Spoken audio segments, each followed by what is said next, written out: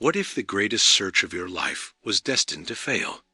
Albert Camus believed that we spend our entire existence searching for a meaning that the universe will never give us.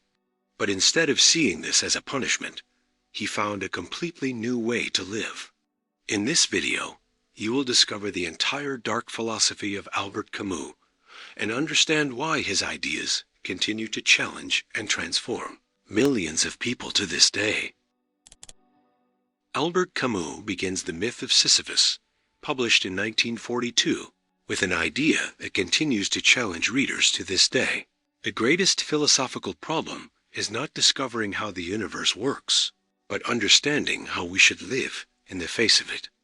Before discussing morality, politics, or happiness, Camus invites the reader to confront an even deeper question. What happens when we realize that the world does not answer the most important questions we ask?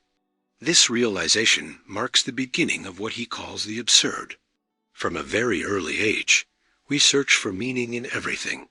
We want to believe there is a reason behind suffering, a purpose behind our struggles, and an explanation for the losses we experience.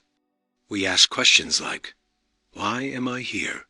What is the meaning of my life? Or, does any of this have a purpose? These questions do not come only from intellectual curiosity. They come from a deeply human need to transform existence into a coherent story. We want events to make sense, to believe there is an invisible order connecting the past, the present, and the future. However, according to Camus, the universe remains silent. Not because it is cruel or intentionally indifferent, but because it simply does not provide the answers we expect. Nature continues its course, days follow nights, seasons change, and the stars continue their paths without showing any concern for our fears, desires, or hopes. While human beings ask questions, the universe does not respond. It is exactly in this encounter between the human need for meaning and the silence of the world that the absurd is born. It is important to understand that the absurd is not found only in the universe, or only within the human mind. Camus insists that it emerges from the relationship between the two. If we did not exist to ask questions, there would be no absurd. In the same way, if the universe provided definite answers to every doubt, the absurd would disappear. The conflict exists precisely because there is a constant struggle between our desire to understand and our inability to reach an absolute explanation. It is a tension that can never be completely resolved. This realization often appears during ordinary moments. Many people imagine that great philosophical discoveries happen in extraordinary situations, but Camus observes the opposite. Sometimes, all it takes is a repetitive routine, an unexpected silence, or a feeling of emptiness for everything to suddenly seem strange. What once felt natural loses its familiarity. Daily work, responsibilities, goals, and even simple habits can begin to feel mechanical. Then an uncomfortable question appears. Why do I keep doing all of this? Camus describes this moment as an awakening of consciousness. It does not mean that life has changed overnight, but rather that the way we see it has changed. Reality remains the same, yet the person realizes that many of the beliefs supporting their existence were fragile. It is as if a veil has been removed from their eyes. What once seemed full of meaning now reveals an empty space that no ready-made answer can fill. This experience can be uncomfortable because we are naturally drawn to seek security. We like to believe that there is a perfectly organized plan, that every suffering has a reason, and that everything happens for a clearly understandable purpose. The absurd breaks down this expectation. It shows us that perhaps the world was not created to satisfy our need for explanations. This idea may seem frightening at first, but Camus believes that facing it honestly is the first step toward a truly conscious life. One of Camus' most important contributions is his distinction between the absurd and nihilism. These concepts are often confused, but they do not mean the same thing. Nihilism concludes that if there is no absolute meaning, then nothing matters. Camus takes a different path. For him, Recognizing that the universe does not provide final answers does not mean giving up on life, but rather abandoning the illusions we have created about it. There is a huge difference between losing false beliefs and losing the ability to live. This distinction is essential because it completely changes the way we view existence.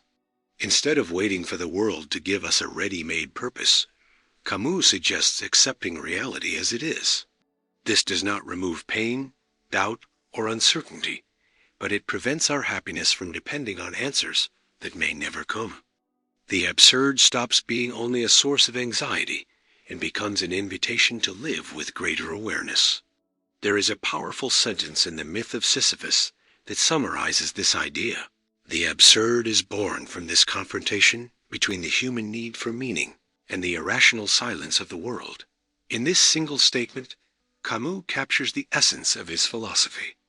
Suffering does not exist only because the universe is indifferent, but because we insist on demanding something from it that it may never have promised to provide. The greater our expectation for a final explanation, the greater our frustration when it never appears. This also helps explain why so many people experience existential crises, even when they have financial stability, professional success, or social recognition. These things can make life more comfortable, but they do not answer the fundamental questions about existence. It is possible to achieve important goals and still feel an emptiness that is difficult to explain. Camus shows that this emptiness is not necessarily a sign of personal failure. Often, it simply reveals the unavoidable encounter between our awareness and the absence of absolute answers. At the same time, this realization invites us to abandon an expectation that weighs on almost everyone, the idea that one day we will find a final answer capable of solving all our doubts. How often do we delay happiness because we believe it will only come when we fully understand who we are or what our destiny is? Camus suggests that this waiting can become a prison. If we make our peace depend on discovering an absolute meaning, we risk never truly living in the present. This is exactly why the absurd does not represent the end of the philosophical journey, but rather its true beginning. When we stop demanding that the universe fulfill our expectations, we begin to see reality with uncommon honesty. We no longer need to pretend that we understand what remains mysterious. We also do not need to create artificial answers just to calm our anxiety. There is a form of freedom in this attitude because it allows us to live without depending on unreachable certainty. Camus does not offer a simple solution to the mystery of existence. On the contrary, he challenges us to remain in front of this mystery without running away from it. His philosophy does not eliminate humanity's deepest questions, but it completely changes our relationship with them. Instead of desperately searching for a final answer, he invites us to develop the courage to live with uncertainty. This may be one of the most difficult ideas to accept, but it is also one of the most liberating. The absurd is not a punishment, but a mirror. It reveals something essential about the human condition. We are beings who want to understand a universe that does not explain itself. And perhaps it is exactly in this constant confrontation between our thirst for meaning and the silence of the world that the true adventure of living begins. Camus shows us that recognizing this silence does not mean giving up on existence. It means, above all, having the courage to face reality without illusions and continue moving forward, even when no final answer appears on the horizon. Imagine waking up on an ordinary morning and for a few seconds feeling like everything has lost the weight it used to have. The responsibilities are still the same. The people around you have not changed, and the world continues moving at its usual pace. Yet something feels different. A quiet question appears, one that many people do not have the courage to say out loud. Is life worth continuing? For Albert Camus, this was not an exaggerated question or a sign of weakness. In the myth of Sisyphus, he argues that this is the most important philosophical question of all, because any discussion about knowledge, morality, or happiness only makes sense after we decide whether life itself is worth living. Many people imagine that philosophy begins by asking questions about God, truth, or the nature of reality. Camus completely changes this approach. Before discussing any philosophical system, he places a more radical question in front of us. If life has no obvious meaning, is there any reason to continue living? According to him, every other discussion depends on the answer to this question. It is important to understand that when Camus discusses suicide as the first philosophical problem, he is not encouraging that choice or romanticizing human suffering. Quite the opposite. His goal is to examine why this possibility appears in the minds of so many people. For him, ignoring this question would mean closing our eyes to one of the greatest struggles of the human condition. After all, at some point in life, almost everyone faces situations that challenge their beliefs. An unexpected loss, the failure of a dream, a deep disappointment, or simply a feeling of emptiness that can appear even when everything seems to be going well. These moments reveal something common about existence. Human beings do not live only through physical needs. We also need to believe that our lives have some kind of value. When that feeling becomes weaker, a crisis appears that goes far beyond temporary sadness. A person begins to question whether their efforts truly matter, whether their goals make sense, or whether everything is just an endless repetition. Camus understood that this concern does not belong only to certain individuals. It has followed humanity throughout history. Throughout history, different traditions have offered ready-made answers to ease this anxiety. Some promised a future reward, while others argued that every person has a predetermined destiny. Camus looks at these attempts with respect, but also with caution. His interest is not in accepting comforting explanations simply because they reduce our fears. He prefers to remain face to face with the question, even knowing that it does not have a simple answer. There is something interesting about this reflection. We often believe that the desire to live depends only on external circumstances. We think that people who have success, money, or recognition will automatically find reasons to continue. However, reality shows something different. Admired people can experience a deep sense of emptiness, while others facing great difficulties can still find joy in being alive. This shows that Camus' question cannot be answered only by improving our material conditions. It belongs to a much deeper dimension of human consciousness. Camus realizes that the problem begins when we expect existence to give us absolute guarantees. We want to know that our efforts will be rewarded, that our suffering has a reason, and that our story follows a plan already written. When these guarantees disappear, we feel like we are walking on unstable ground. It is exactly at this moment that the question about the value of life becomes stronger. But Camus' answer is surprising because it does not follow the path we might expect. Many philosophers tried to solve this conflict by offering a new explanation for existence. Camus does the opposite. He argues that the absurd should not be removed through an invented explanation. Instead of escaping from the absence of answers, we should face it with awareness. For him, recognizing that the universe does not provide a ready-made meaning does not mean concluding that life has lost its value. This difference is crucial. The absurd does not force anyone to give up on existence. In fact, Camus believes that abandoning life would mean admitting that the absurd has won. It would mean accepting that the lack of meaning has made every human experience impossible, and he rejects that conclusion. His philosophy does not try to escape the problem, but to confront it directly. There is a powerful passage in the myth of Sisyphus where Camus writes, "Judging whether life is worth living or not is answering the fundamental question of philosophy." This sentence summarizes the entire direction of his thought.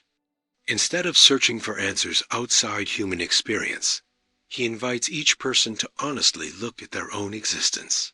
The question is not about discovering a hidden purpose in the universe, but deciding how to live while knowing that this purpose may never be revealed. This attitude requires courage because it forces us to abandon many illusions. It is easier to believe that all questions will eventually have definite answers. It is more comfortable to imagine that there is a formula capable of removing all doubts. Camus, however, insists that philosophical maturity means accepting that some questions will remain unanswered, and that does not need to become a reason for despair. On the contrary, when we stop depending on an absolute explanation to justify our existence, we begin to recognize the value of real experiences. An honest conversation, a moment of reflection, a true friendship, or simply the possibility of creating something new are no longer just steps toward a greater goal. They begin to have value by themselves. Life stops being meaningful because it promises a future reward and becomes meaningful because it is happening right now. This change in perspective completely transforms the original question. Instead of only asking whether life is worth living, we begin to ask how life is worth living. The question stops being only about survival and becomes about the quality of our presence in the world. Camus believes this change represents a decisive step toward freedom. After all, those who stop waiting for an external justification can build a more authentic relationship with their own existence.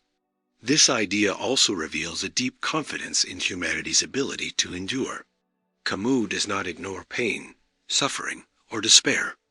On the contrary, he recognizes their constant presence in human experience. However, he believes there is a quiet strength capable of facing these difficulties without relying on illusions. This strength comes from the awareness that continuing to live, even in the face of the absurd, is an act of courage, not naivety. In the end, Camus' answer to the most important question in philosophy does not appear as a simple formula or a promise of permanent happiness. It emerges as an invitation to awareness. Life may not provide all the answers we desire, but that does not reduce its intensity. Continuing to live, according to Camus, is an act of resistance in front of a universe that remains silent. It is affirming, day after day, that the absence of absolute meaning does not prevent us from building a rich, conscious, and deeply human existence. It is precisely in this daily decision to continue, even without guarantees, that he finds one of the most powerful expressions of human freedom. There are moments when the human mind seems unable to deal with uncertainty. When questions about existence remain unanswered, we feel an almost irresistible urge to fill that emptiness with some kind of explanation. It is as if the silence of the universe is so uncomfortable that we need to transform it into a story we can understand. Albert Camus recognized this tendency and gave it a provocative name: philosophical suicide. In the myth of Sisyphus, he introduces this concept to describe what happens when, faced with the absurd, we abandon reason and hide ourselves behind beliefs that cannot be proven. At first glance, this expression may seem extreme. After all, Camus is not talking about physical death, but about something he considers equally serious in the world of ideas. For him, philosophical suicide happens when a person stops honestly facing the conflict between their search for meaning and the silence of the world. Instead of remaining in front of this tension, they choose an absolute answer simply to escape their anxiety. The problem, according to Camus, is not believing in something, but using that belief as a way to avoid reality. This distinction is essential for understanding his philosophy. Camus does not create a criticism based on contempt for spirituality or faith. His focus is somewhere else. What he questions is the psychological need to turn any answer into a final certainty simply because doubt makes us uncomfortable. In other words, he criticizes the moment when we stop searching and simply accept whatever gives us comfort. Among the thinkers analyzed by Camus, one of the most important is Søren Kierkegaard.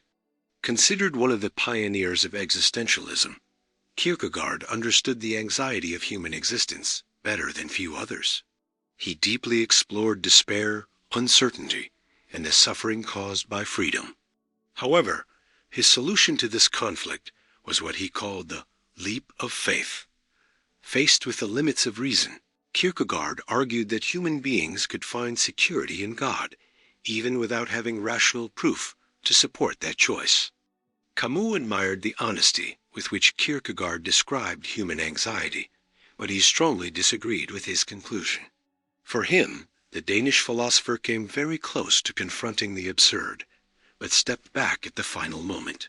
When he chose to trust in a transcendent truth beyond reason, Kierkegaard, according to Camus, abandoned the very thing that made his reflection so powerful, the courage to remain in the face of uncertainty. This is why Camus uses the expression philosophical suicide.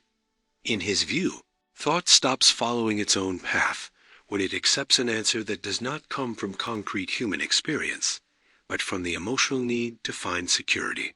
Instead of living with the absence of final explanations, consciousness gives up its own clarity in order to embrace an absolute certainty. It is as if intelligence voluntarily stops its own search. This criticism is not limited to religion. Camus expands his analysis to any system of thought that promises to completely explain reality. Political ideologies, philosophical doctrines, or utopian projects can also play this role when they claim to possess the final answer to all human problems. Whenever someone believes they have discovered an unquestionable truth, capable of eliminating every doubt, there is a risk of replacing investigation with submission. This observation became especially relevant in the historical context in which Camus wrote. The 20th century witnessed the rise of totalitarian regimes that justified violence in the name of great ideals. Fascism, Nazism, and Stalinism presented grand visions of building a perfect future, but in many cases, they sacrificed millions of lives to achieve those goals. Camus realized that the danger was not only in the actions of these regimes, but also in the logic behind them, the belief that an absolute truth could justify any method. For this reason, his criticism goes far beyond religion or politics. It reaches a deeply human characteristic, our difficulty accepting that some questions may never have a final answer. The mind prefers an imperfect explanation over the discomfort of uncertainty. We create stories capable of organizing chaos because living without them feels frightening. Camus understands this impulse, but he believes it can distance us from reality. In the myth of Sisyphus, he insists that the absurd requires a different attitude. Instead of immediately filling the emptiness with ready-made answers, we should acknowledge that it exists. This attitude does not remove anxiety, but it prevents us from hiding it behind illusions. For Camus, there is a huge difference between solving a problem and simply covering its existence with a layer of unquestionable beliefs. This does not mean that every form of hope is condemned. Hope itself can inspire courage, creativity, and perseverance. What Camus questions is hope that depends on denying present reality. When we believe that only an absolute purpose can justify our existence, we end up undervaluing the concrete life happening right in front of us.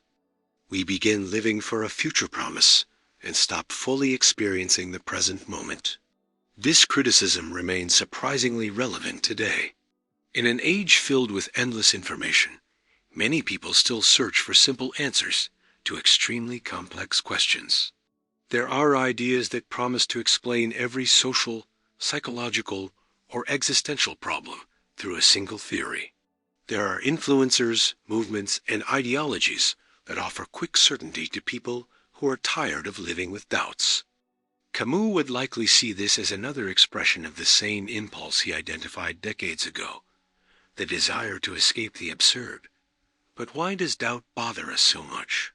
Because it reminds us of our limitations. Accepting that we do not know everything means recognizing that we do not completely control reality. For the human ego, this is uncomfortable. We like feeling that we understand the world, that we know where we are going, and that there is an invisible logic guiding our story. The absurd breaks down this feeling of control. It places us directly in front of what remains mysterious. Camus believes that this is exactly where a deeper form of freedom can be found. When we stop depending on absolute explanations, our relationship with existence changes. We no longer need to defend our beliefs at any cost. We can admit that some questions remain open without feeling that our lives have lost value. Awareness stops being a threat and becomes a condition for living in a more authentic way. This attitude requires intellectual courage. It is much harder to remain aware of uncertainty than to embrace definite answers. Living every day with unanswered questions requires a level of maturity that few people develop. Even so, Camus considers this effort essential. For him, preserving honesty in the face of the absurd is worth more than finding comfort based on illusions. Perhaps this is one of the most challenging messages of the myth of Sisyphus. Human beings do not have to choose between despair and false certainty. There is a third path, accepting that reality does not always match what we want, and even so, continuing to live consciously. This means giving up the need to transform the universe into a perfectly understandable system. It means recognizing that life can remain mysterious while still being deeply valuable. By rejecting philosophical suicide, Camus does not intend to destroy hope, but to free it from illusions.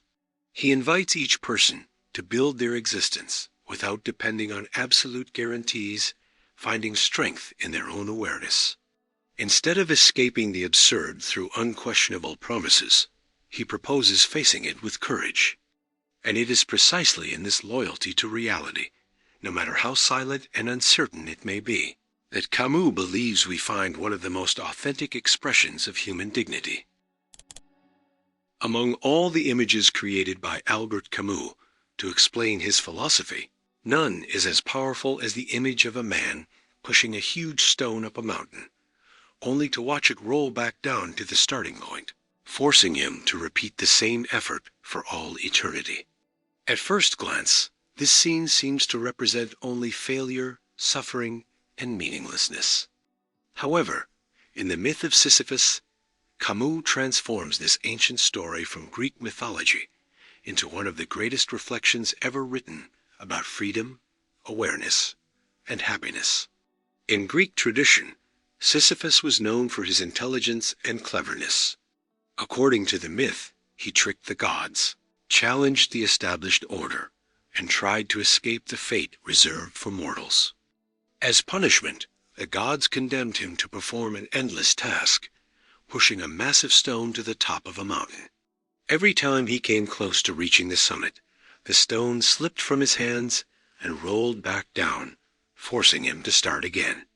There was no reward, no progress, and there would never be a day when his work would finally be complete. For centuries, this story was interpreted as a symbol of eternal punishment. Camus, however, sees something completely different. Instead of focusing on the stone or the punishment, he turns his attention to Sisyphus himself. The question changes from, how can he escape this fate? To, how can someone continue living when they know their task will never end? It is precisely at this point that Camus breaks away from traditional interpretations and reveals a deeply original perspective. For Camus, Sisyphus represents every human being. Our daily lives may not involve pushing a stone up a mountain, but we all experience cycles that seem to repeat forever. We wake up, work, solve problems, deal with worries, rest, and then the next day, everything begins again. Over the years, we take on responsibilities, overcome difficulties, and chase our goals. But we also realize that many challenges never completely disappear. Life, in many moments, seems to be made of endless cycles. This realization can create frustration. We are taught to believe that every effort will eventually be rewarded with a final achievement, as if there is a point where we will finally reach permanent satisfaction. However, experience shows us something different. Every achievement usually creates space for new challenges. One problem solved often leads to another. The horizon keeps moving farther away as we continue forward. Camus observes this pattern and realizes that it is very similar to the condition of Sisyphus. The fundamental difference lies in how we face this reality. If we believe happiness depends on reaching the end of the climb, we will always be disappointed. After all, the stone will always come back down. But if we learn to find value in the act of pushing it itself, then everything changes. The task remains the same, but our relationship with it is transformed. This is where one of the most famous passages in modern philosophy appears. At the end of the myth of Sisyphus, Camus writes, "One must imagine Sisyphus happy." This sentence is surprising because it goes against our expectations. How could someone condemned to endless work possibly be happy? The answer is not found in removing suffering, but in transforming consciousness. Camus imagines the moment when Sisyphus walks back down the mountain to retrieve his stone once again. This moment is crucial because he knows exactly what awaits him. There is no illusion, no expectation of change, and no hope for a future reward. He fully understands his condition, yet he continues walking. For Camus, this awareness changes the meaning of the entire story. As long as Sisyphus believed that one day he would be freed, he would remain dependent on an external hope. But when he fully accepts his reality, something unexpected happens. The gods may control his task, but they can no longer control his mind. They decided what he must do, but they cannot decide how he chooses to face it. At that moment, a form of freedom is born that no external force can take away. This is one of Camus' deepest ideas. True freedom does not always come from changing the circumstances of life. Often, it comes from the way we position ourselves toward the things we cannot change. There are unavoidable parts of existence: aging, the passage of time, losses, limitations, and our own mortality. We do not choose these conditions. However, we can still choose our attitude toward them. This perspective challenges a very common belief that happiness depends entirely on external circumstances. We often think, "I will be happy when I solve this problem, when I achieve this goal, or when my life is finally complete." Camus suggests that this way of thinking keeps us trapped in endless waiting. After all, there will always be another stone to push, another challenge to face, or another worry appearing on the horizon.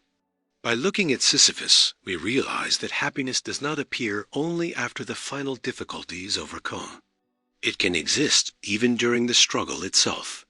This does not mean ignoring suffering or pretending that everything is enjoyable. Camus is far from this kind of naive optimism. He fully recognizes the weight of the stone. What changes is the understanding that human dignity does not depend on the absence of obstacles, but on the ability to continue living consciously despite them. This idea becomes even stronger when we remember that Sisyphus does not become a hero because he defeats his punishment. He never wins. The stone continues falling every single time. Yet there is an invisible victory. It happens when he stops being defined by his punishment and becomes defined by his attitude. The punishment remains external. Freedom is born within. Camus also invites us to reflect on another aspect of the myth. The stone does not represent only difficulties.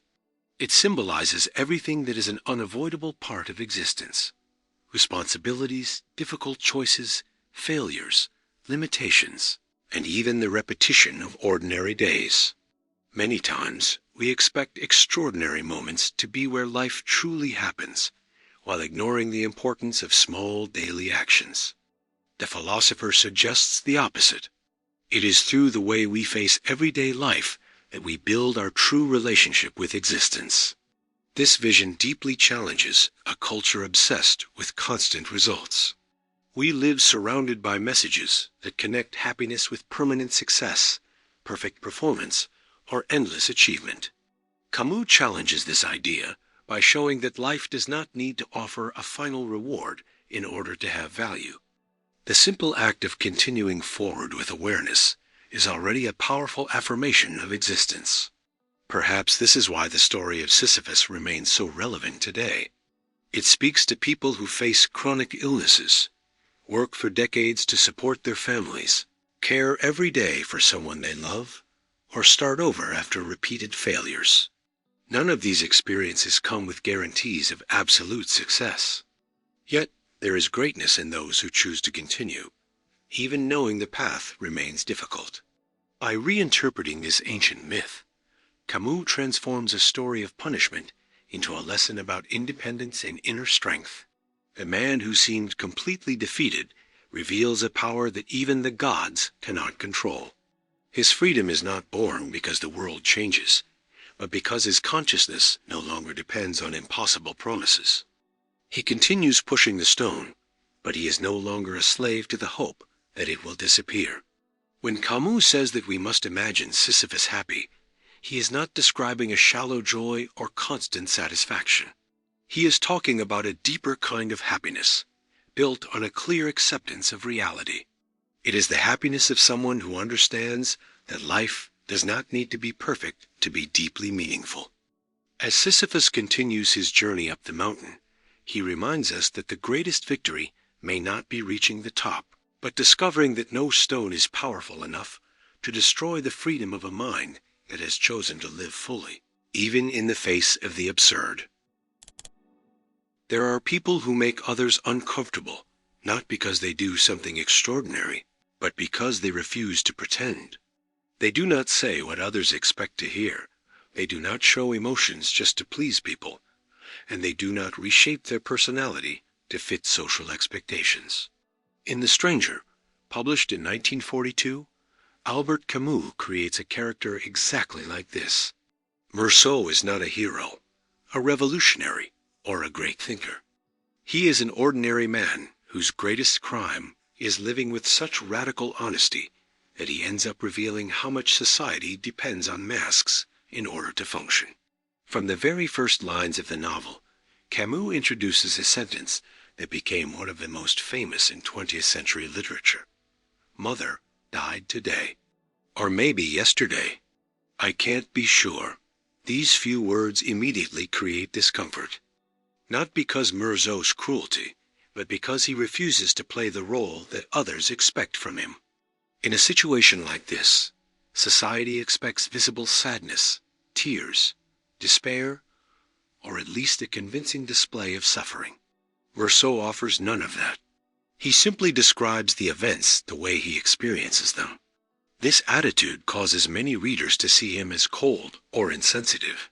However, Camus creates his character in a much more complex way. Meursault is not incapable of feeling.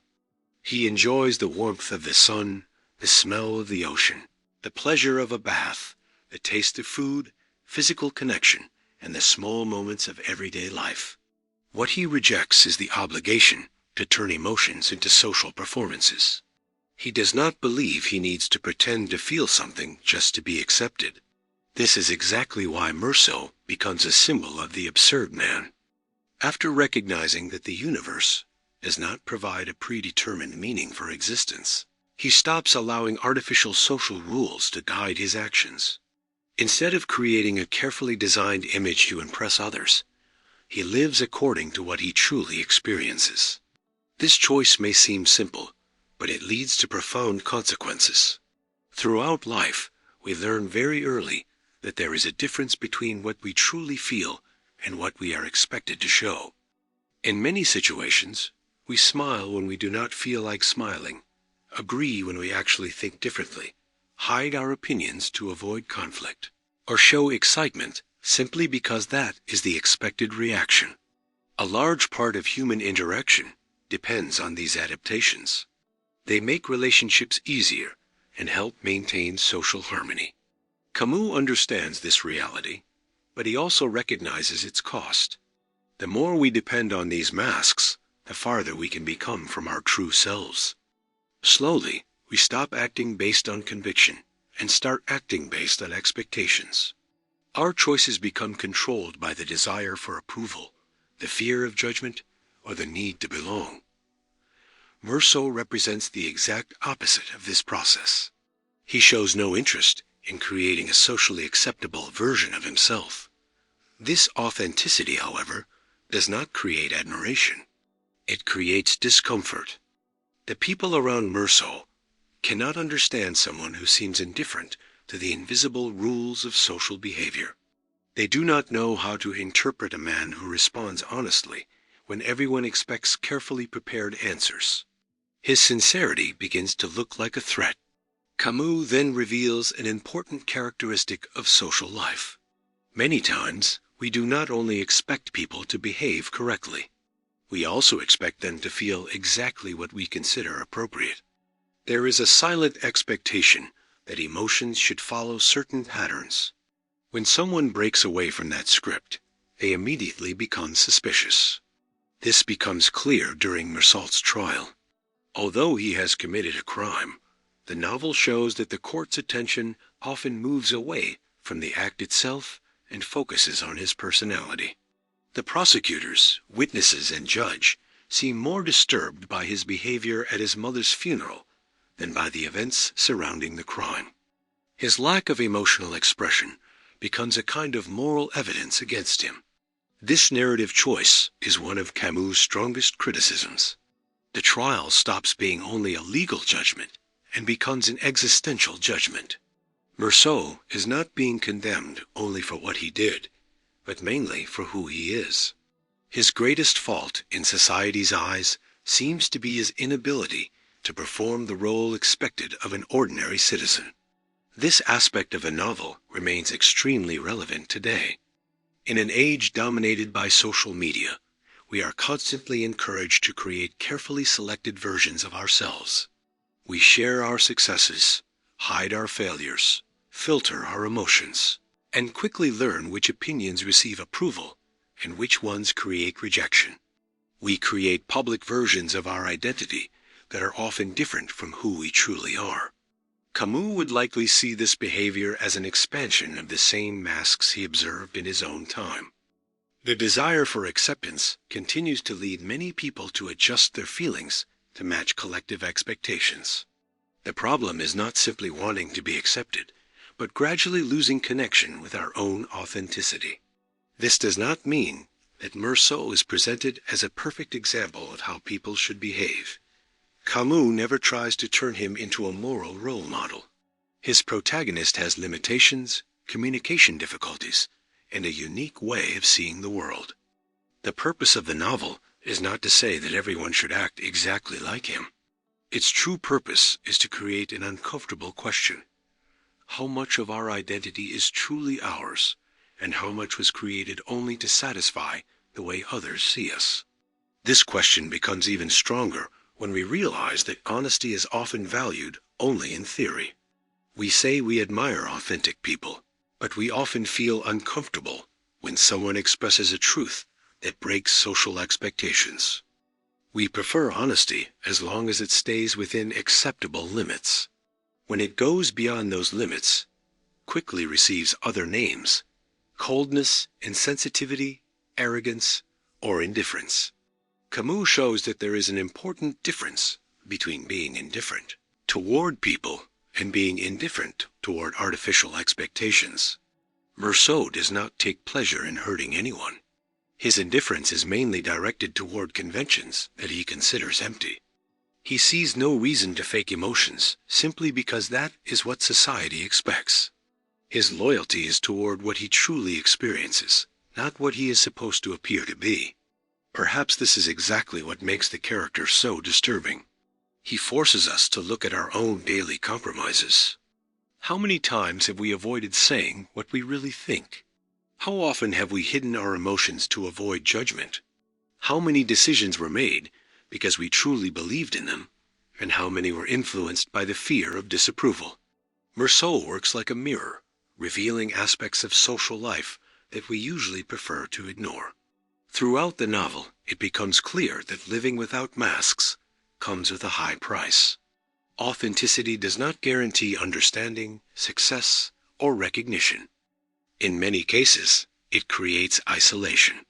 Even so, Camus seems to suggest that there is a special dignity in remaining loyal to our own consciousness, even when that causes misunderstanding. This loyalty does not come from pride or pointless rebellion.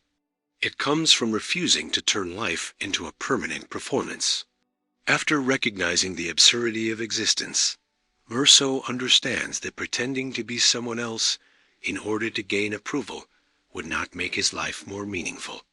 If the universe does not provide a ready-made script, then there is no reason to live by acting out a role written by others. For this reason, The Stranger remains one of the most thought-provoking works in modern philosophy and literature. Camus does not offer easy answers or idealized characters. Instead, he places before us a man who quietly challenges social conventions simply by refusing to lie about what he feels. His story reminds us that authenticity can be uncomfortable, both for those who practice it and for those who witness it. And perhaps that is its greatest strength, showing that living without masks requires rare courage, because it means accepting the risk of being misunderstood in a world that often values appearances more than truth. Few situations reveal as much about a society as the way it treats those who refuse to follow its invisible rules. There are written laws that determine what is allowed or forbidden, but there are also silent rules created by customs, traditions, and collective expectations.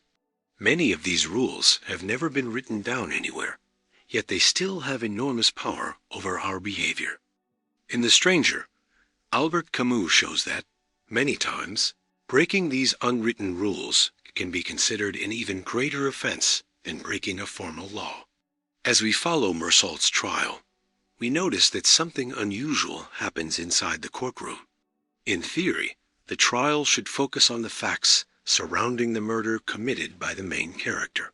However, as the testimonies continue, attention shifts toward details that seem unrelated to the crime itself. People discuss his behavior at his mother's funeral, the fact that he did not cry, that he smoked a cigarette shortly after the burial, that he drank coffee, and that the next day he went to the beach with a woman. Slowly, these actions begin to receive much more attention than the actual circumstances of the murder. Camus creates this situation intentionally. He wants to show that Meursault is not being judged only for his actions, but for his inability to perform the role society expected from him. In the eyes of the court, the problem is not only what he did, but the fact that he does not display the emotions considered appropriate. His honesty is interpreted as a lack of humanity. This detail reveals a psychological mechanism that exists in almost every society. We do not only expect people to behave in certain ways. We also expect them to express specific feelings at specific moments. There is an emotional script that we learn from childhood. We know when we should smile, when we should show sadness, when we should appear excited, or when we should hide certain emotions. In many cases, these expressions happen so automatically that we stop noticing how much of them truly belongs to our own experience, and how much is simply the result of collective expectations. Meursault breaks this silent agreement. He does not create fake emotions to make the people around him comfortable. He also does not adjust his words to appear morally acceptable. This attitude creates deep discomfort because it challenges one of the foundations of social life, predictability. We like to believe that we can understand people through their behavior. When someone stops following this pattern, we feel like we lose our ability to interpret them. This is exactly where Camus introduces a much broader reflection about human nature. Human beings have a constant need to create stories. We do not easily accept isolated events or behaviors that seem to make no sense. When something goes against our expectations, we immediately try to build an explanation that restores order. It is a way of transforming chaos into something understandable. This impulse appears in many forms in everyday life. When we meet someone who is quiet, we often assume that person is arrogant or unfriendly. If someone remains silent during a conversation, we quickly imagine they are angry or uninterested. When an action seems strange, our minds immediately create a story that makes that behavior seem logical. We often prefer an incomplete explanation rather than admitting that we simply do not know what is happening. In Meursault's case, society does exactly this. Because it cannot accept his honesty, it creates a different story about him. Instead of seeing a man who refuses to fake emotions he does not feel, society begins to see someone incapable of love, compassion, or recognizing the value of human life. Slowly, his authenticity is reinterpreted as cruelty. Camus reveals, therefore, an extremely dangerous phenomenon. When a collective story becomes more important than the facts, people stop being judged by what they actually did and start being judged by the character others have created around them. Reality loses space to interpretation. The individual stops existing as a person and becomes a symbol. This mechanism does not belong only to the fictional world of the stranger. We can see it in the way we often react to people around us. We create quick impressions, place individuals into categories, and begin seeing every new behavior as confirmation of the story we already created about them. Rarely do we stop to consider that our interpretation may be incomplete. This tendency has become even stronger in the modern world. In just a few seconds, a photograph, a short video, or a sentence taken out of context can be enough to create a final opinion about someone. Before knowing the full story, many people have already decided who is guilty, who deserves admiration, and who should be condemned. The need to create quick narratives seems to have become even stronger than it was in Camus' time. The philosopher understands that this behavior has a deep origin. Uncertainty makes us uncomfortable. Admitting that we do not fully understand another person requires humility and patience. It is much easier to place someone into a familiar category. In this way, we feel that we have regained control over something that seemed strange. The problem is that this desire for simple explanations often creates injustice. In the courtroom of the stranger, no one seems interested in understanding Meursault in all his complexity. The goal becomes placing him into an already existing moral story. He needs to represent the role of the cruel man, because only then do all the pieces appear to fit together. His lack of emotional expression becomes the final proof of his guilt, even though this connection does not make logical sense. Camus uses this situation to criticize another characteristic of social life. We confuse authenticity with danger. People who follow the same customs as us make us feel secure because they reinforce what we already believe. Those who challenge these conventions create discomfort, not necessarily because they are wrong, but because they force us to question rules we have always accepted without reflection. This is one of the reasons why authentic individuals often face resistance. They remind others that many social rules are human creations, not absolute truths.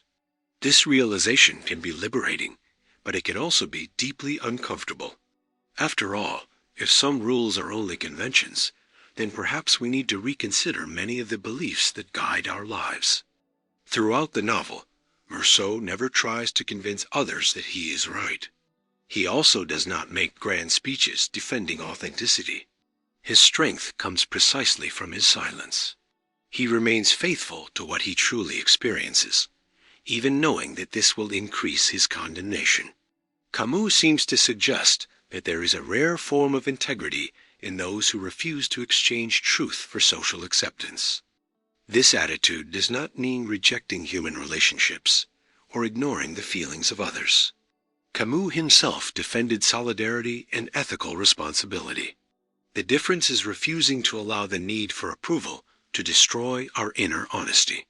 There is a huge difference between acting with respect and spending our entire lives playing a character to satisfy external expectations. In the end, the stranger invites us to reflect less on Meursault and more on ourselves. How many people have we judged before truly understanding them?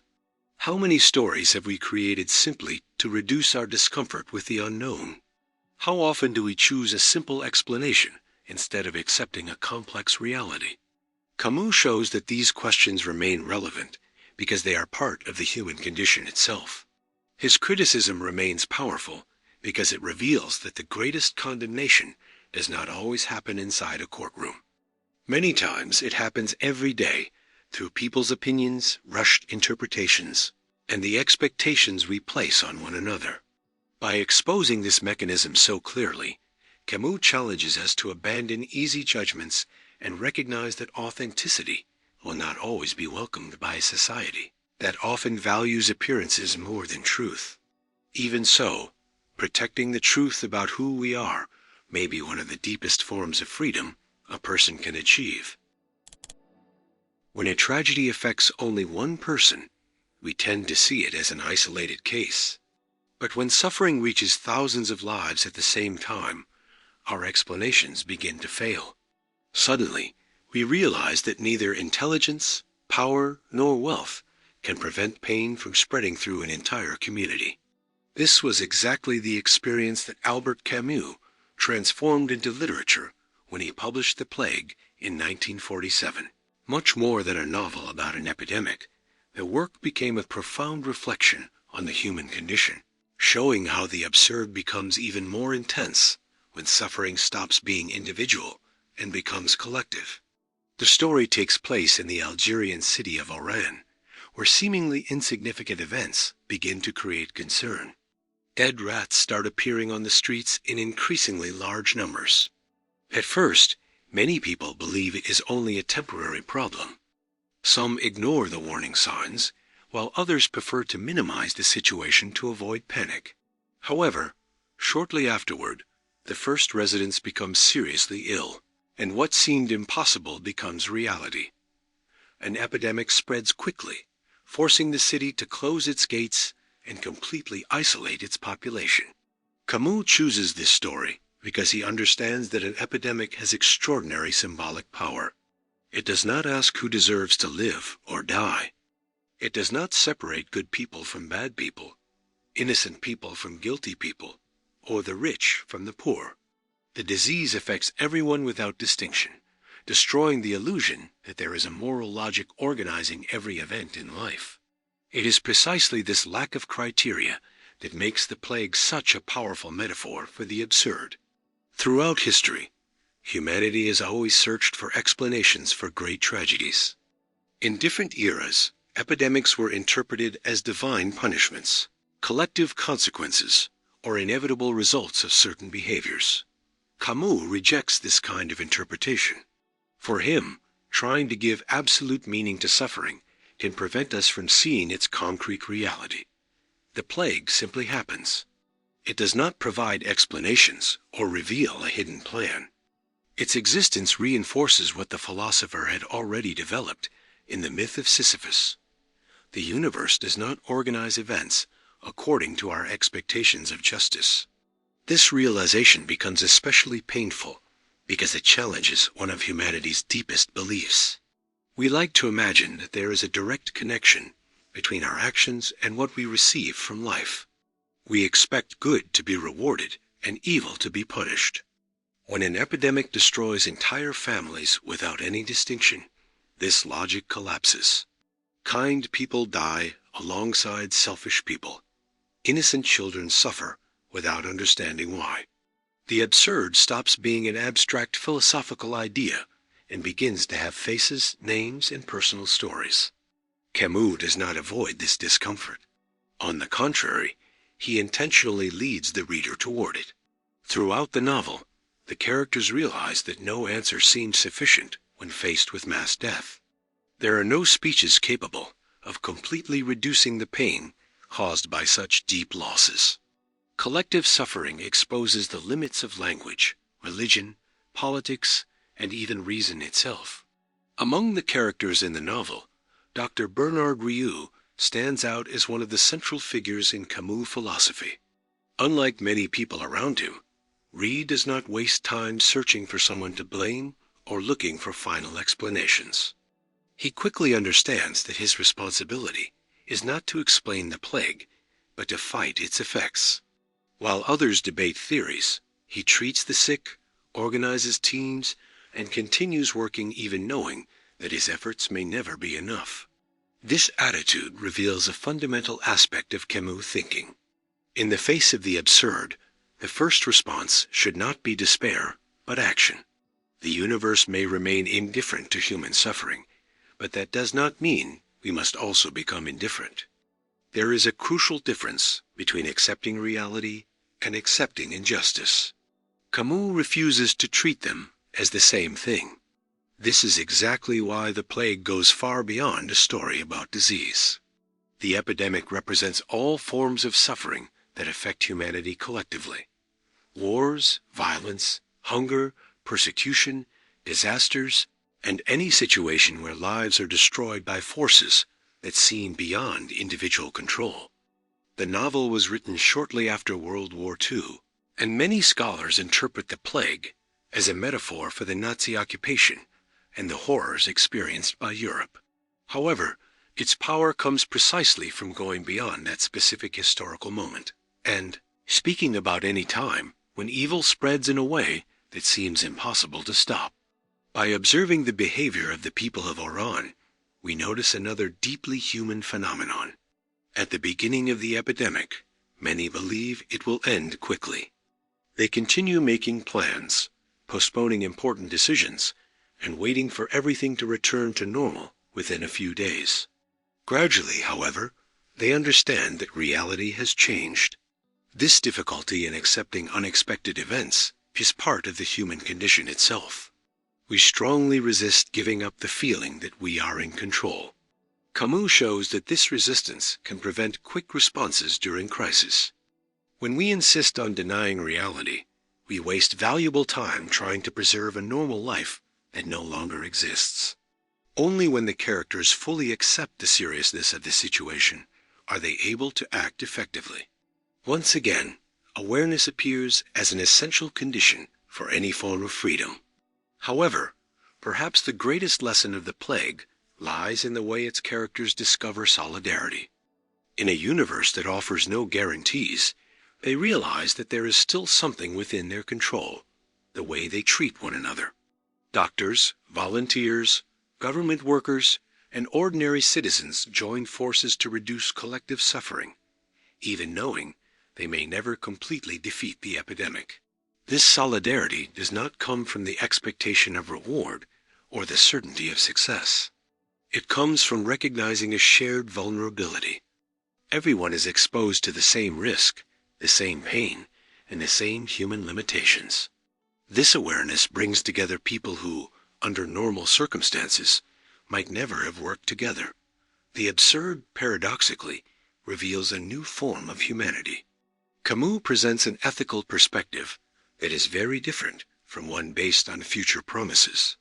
His characters help because they see it as the only truly human response to tragedy. They do not seek recognition, glory, or personal benefits. They simply refuse to remain passive while others suffer. Dr. Ryu represents this attitude when he shows that his only way of fighting the plague is by honestly doing his job. This idea remains extremely relevant today. At different moments in recent history, humanity has faced crises capable of creating fear, isolation, and insecurity. In all of them, it became clear that no person can face major challenges completely alone. Collective survival depends on cooperation, responsibility, and the willingness to care for one another, even when there are no guarantees of victory. Camus also makes a point of reminding us that the plague never completely disappears. In the final pages of the novel, he writes that the bacteria can remain dormant for years, hidden in furniture, clothing, or basements, waiting for the moment to return. This observation carries a powerful symbolic meaning. Human evil can never be considered completely defeated.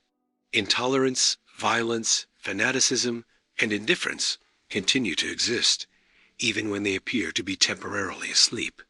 This awareness, however, does not lead to absolute pessimism. On the contrary, it invites us to maintain constant ethical awareness.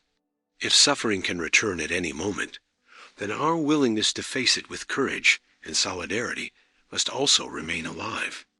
Camus believes that we do not choose to live in an indifferent universe, but we choose every day whether we will respond to that indifference with selfishness or compassion.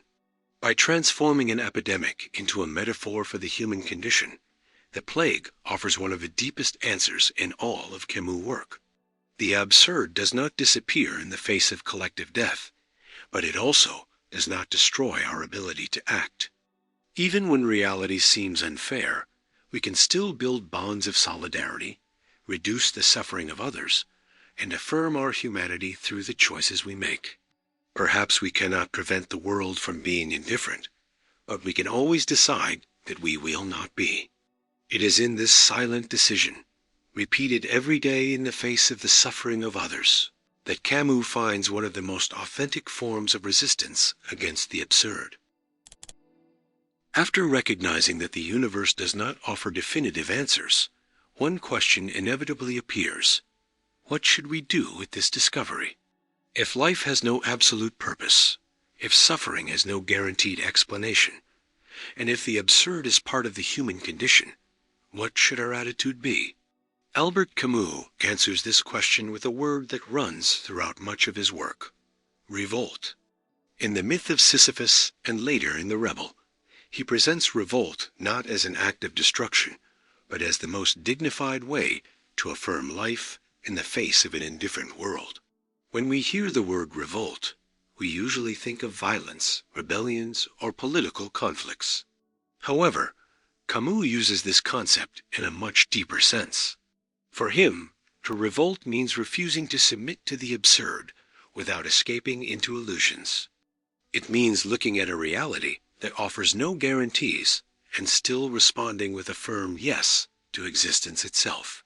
Revolt does not eliminate suffering, but it prevents suffering from completely defining who we are. This idea comes from human experience itself. At some point, we all face situations we did not choose. We lose important people, watch dreams collapse, deal with limitations, injustices, and events that seem to challenge any sense of logic. In the face of these experiences, there are different paths we can take. Some people give up, while others search for explanations that promise to solve every doubt. Camus proposes a different alternative: remaining aware of reality and continuing to live without denying what reality truly is. Revolt begins exactly at this point. It is not a blind impulse or emotional explosion. It is a conscious decision. A person recognizes that the absurd exists, but refuses to allow it to destroy their ability to act. Instead of turning the absence of meaning into a reason for paralysis, they transform it into a reason to live with even greater intensity. Camus describes this attitude in a powerful way in The Myth of Sisyphus, when he states that the absurd demands constant revolt. The word constant is important because it shows that this is not a final achievement. There is no moment when someone defeats the absurd forever. Revolt must be renewed continuously through every choice, every difficulty, and every new challenge brought by existence. This understanding becomes even deeper in The Rebel, published in 1951. In this work, Camus expands his reflection and explores how revolt can guide both individual life and society as a whole. He observes that every true revolt begins when someone says, "No more." It is the moment when a person refuses to accept a certain injustice or a certain form of dehumanization. However, this no also contains a yes. By rejecting what destroys human dignity, we are also affirming that something deserves to be protected. This aspect deeply separates Camus' idea of revolt from simple rebellion. Rebellion can come from resentment, anger, or the desire to destroy. Revolt, on the other hand, comes from recognizing a value. It does not seek only to tear something down. It seeks to preserve what it considers essentially human. That is why Camus insists that true revolt has ethical limits. It cannot justify every action in the name of some future goal. This concern appears because the philosopher witnessed one of the most violent periods in modern history. The 20th century was marked by world wars, totalitarian regimes, and ideologies that promised to create perfect societies. In many cases, these promises were used to justify persecution, massacres, and the destruction of millions of lives. Camus realized that some revolutions, while trying to eliminate all injustice, ended up creating even greater injustices. That is why he argues that revolt must remain faithful to real human life. When a cause becomes more important than the people themselves, it loses its original meaning. No idea, no matter how great it may seem, should allow the destruction of human dignity. Authentic revolt fights suffering without creating new forms of suffering. This reflection also has a deeply personal dimension. We often believe that freedom means having complete control over our life circumstances. Camus offers a different definition. True freedom begins when we stop depending on answers that the universe never promised to provide. As long as we wait for an absolute justification for living, we remain trapped by the expectation of something that may never happen. When we accept this lack of guarantees, we discover that there is still a space for choice within ourselves. This is exactly where awareness and freedom meet. Awareness reveals the absurd. Freedom comes from the way we respond to it. Camus does not believe we are free because we can change everything around us. We are free because we can choose our attitude toward the things we cannot change. This freedom may be less dramatic than we imagine, but it is also much deeper. This perspective completely changes our relationship with everyday life. Instead of waiting for one great event, capable of giving existence a final meaning, we begin to recognize the value of small daily choices. Working honestly, caring for the people we love, creating something beautiful, constantly learning, or helping those in need no longer depend on some cosmic purpose. These actions become meaningful because they express the way we choose to exist in the world. Camus also rejects the idea that revolt is a form of pessimism. On the contrary, there is a deeply affirmative energy in his philosophy. To revolt means refusing resignation. It means saying that even in a silent universe, we will continue creating, loving, learning, and building human connections. The absurd does not eliminate these possibilities. It only prevents them from depending on absolute promises. Perhaps this is why his philosophy continues to connect with so many people. We live in a time marked by constant uncertainty. Rapid changes, economic crises, conflicts, losses, and social transformations are part of modern life. In the middle of all this, many people search for simple answers capable of removing all anxiety.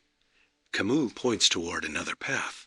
Instead of searching for impossible certainty, he invites us to develop enough courage to live without it.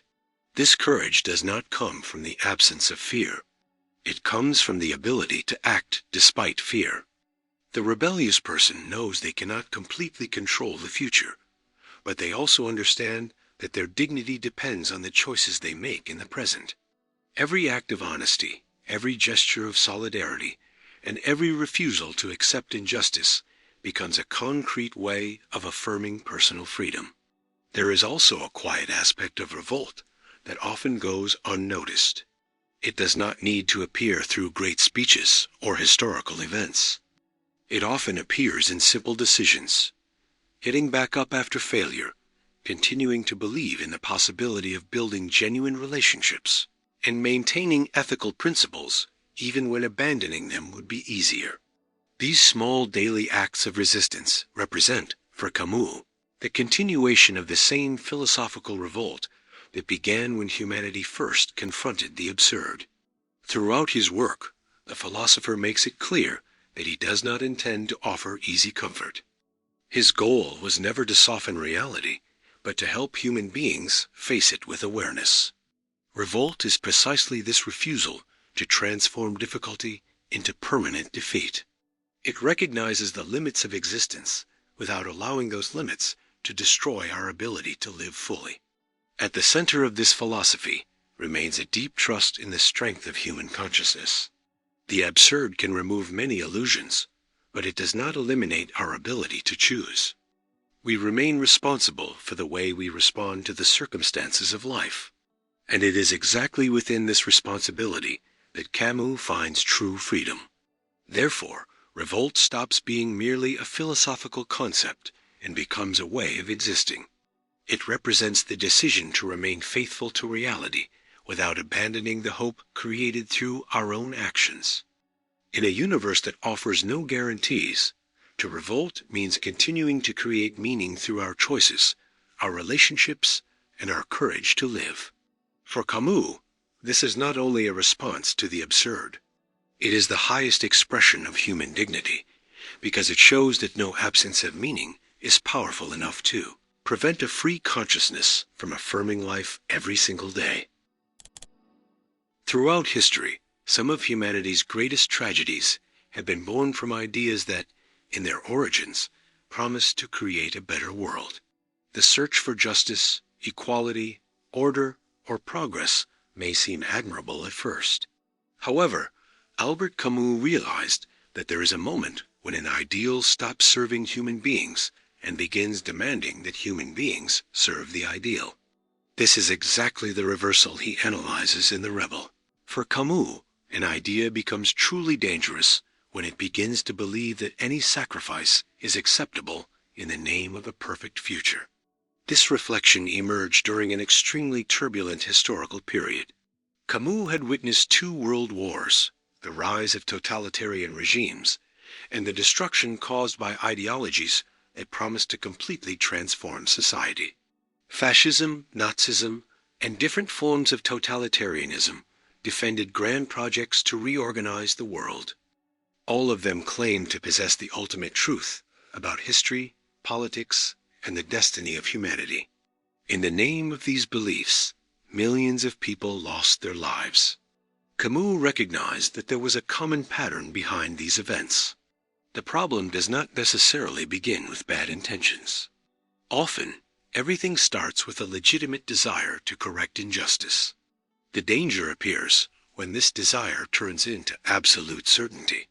From that moment on, any doubt becomes seen as a threat, any criticism is considered betrayal, and anyone who disagrees stops being treated as a human being and becomes an obstacle. This transformation happens almost unnoticed. As long as an idea remains open to dialogue, it continues to be a proposal. But when it begins to believe that it represents the only possible truth, it stops accepting reality and starts trying to control it. Camus considers this moment extremely dangerous because it marks the birth of fanaticism. A fanatic does not simply believe they are right. They believe their certainty is so important that it justifies any action to protect it. At this point, violence stops being seen as a last resort and begins to be presented as a moral necessity. The suffering caused in the present becomes justified by the promise of a better future. This is exactly the kind of thinking that Camus strongly rejects. In The Rebel, he argues that whenever a cause claims certain individuals must be sacrificed for the benefit of humanity, something deeply human has already been lost along the way. No political, philosophical, or social project can claim such importance that it turns people into simple tools for achieving a greater goal. This criticism is not only directed at major historical events. It also reveals a tendency within human nature itself. All of us can feel the temptation to believe that we have finally discovered an explanation capable of solving every problem. We like to think there is a simple answer to extremely complex questions. This search for absolute certainty can provide psychological comfort, but it can also reduce our ability to question. Camus observes that critical thinking depends precisely on the willingness to live with uncertainty. Those who believe they possess all the answers stop asking questions. And when questions disappear, dialogue disappears as well. Gradually, reality is no longer seen as it truly is and becomes interpreted only to confirm what we already believed from the beginning. This attitude creates another dangerous effect. Instead of seeing real individuals, we begin to see abstract categories. A person stops having their own story and becomes only a representation of a group, a social class, an ideology, or an enemy. When this happens, it becomes much easier to justify injustice. After all, we are no longer dealing with specific human beings, but with symbols inside a larger narrative. Camus insists that this is one of the most dangerous mechanisms in history. Before large-scale persecution occurs, there is often a silent process of dehumanization. People are reduced to labels. Their individual experiences stop mattering. Real suffering is replaced by abstract theories. Soon, what once seemed impossible begins to appear acceptable. This is exactly why Camus deeply distrusts utopias. The word utopia often creates positive images associated with a perfect society, free from conflict and completely fair. The philosopher does not criticize the desire to improve the world. What he questions is the belief that it is possible to completely eliminate all human imperfections through a single historical project.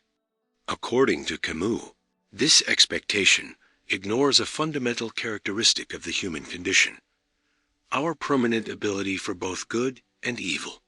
No political system, no philosophy, and no social organization can completely eliminate this tension. There will always be conflicts, difficult choices, and limitations. The attempt to create absolute perfection often ends up producing the exact opposite.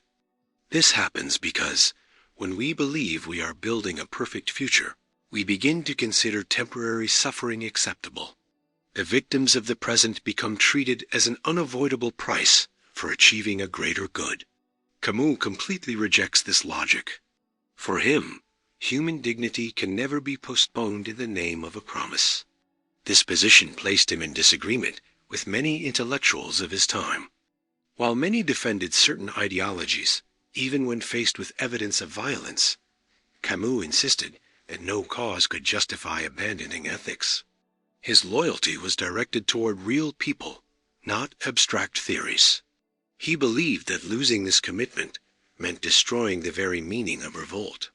A phrase often associated with the spirit of his thinking summarizes this position well.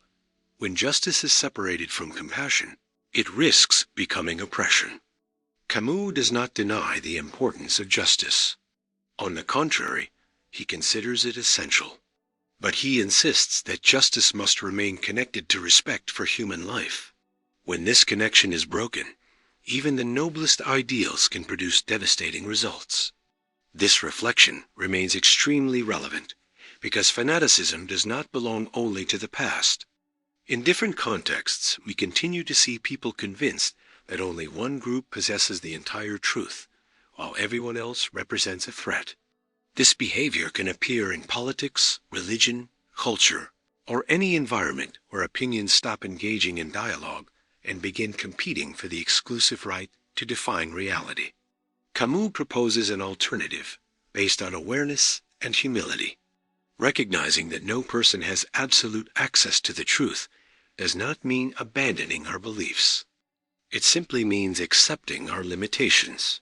This intellectual humility creates space for dialogue, for reconsidering ideas, and for recognizing the complexity of the world. At the same time, it strengthens an ethic of responsibility. When we understand that we can be wrong, we become more careful with our decisions. We become less likely to impose our beliefs through force and more willing to listen to different perspectives.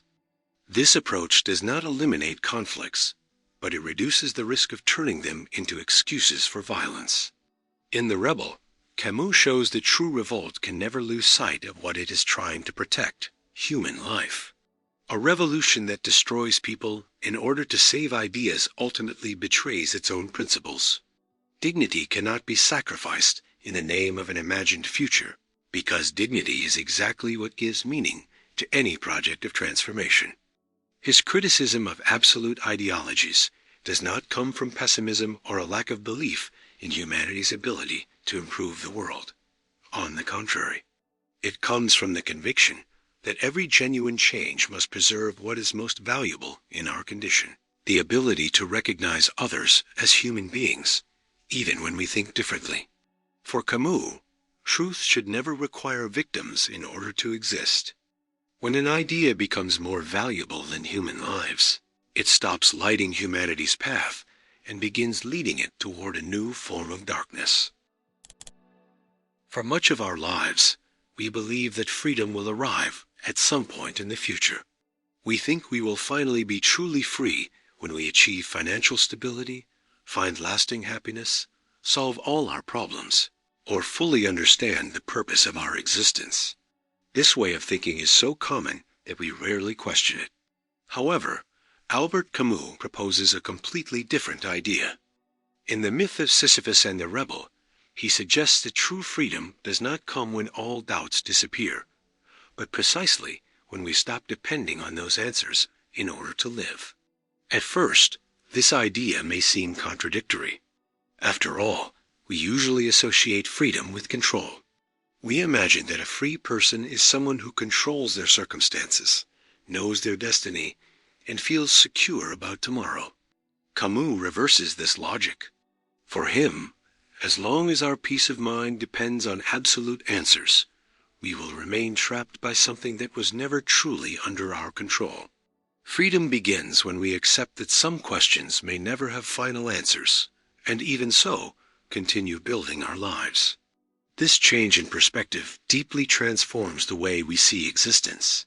From an early age, we learn to organize our lives around future expectations. We study while thinking about a career, we work hoping for rewards, and we face difficulties believing that one day everything will finally make sense. There is nothing wrong with planning for the future. The problem appears when we constantly postpone the experience of living because we believe that our real life will only begin after the next achievement. Camus realizes that this constant postponement becomes a kind of invisible prison. The present loses its own value and becomes only a step toward a distant goal. Every moment loses its uniqueness because our attention remains focused on what has not happened yet. So even when we achieve an important goal, another one quickly appears, and then another after that. The feeling of freedom is always pushed further into the future. This reflection connects directly with the concept of the absurd presented in the myth of Sisyphus.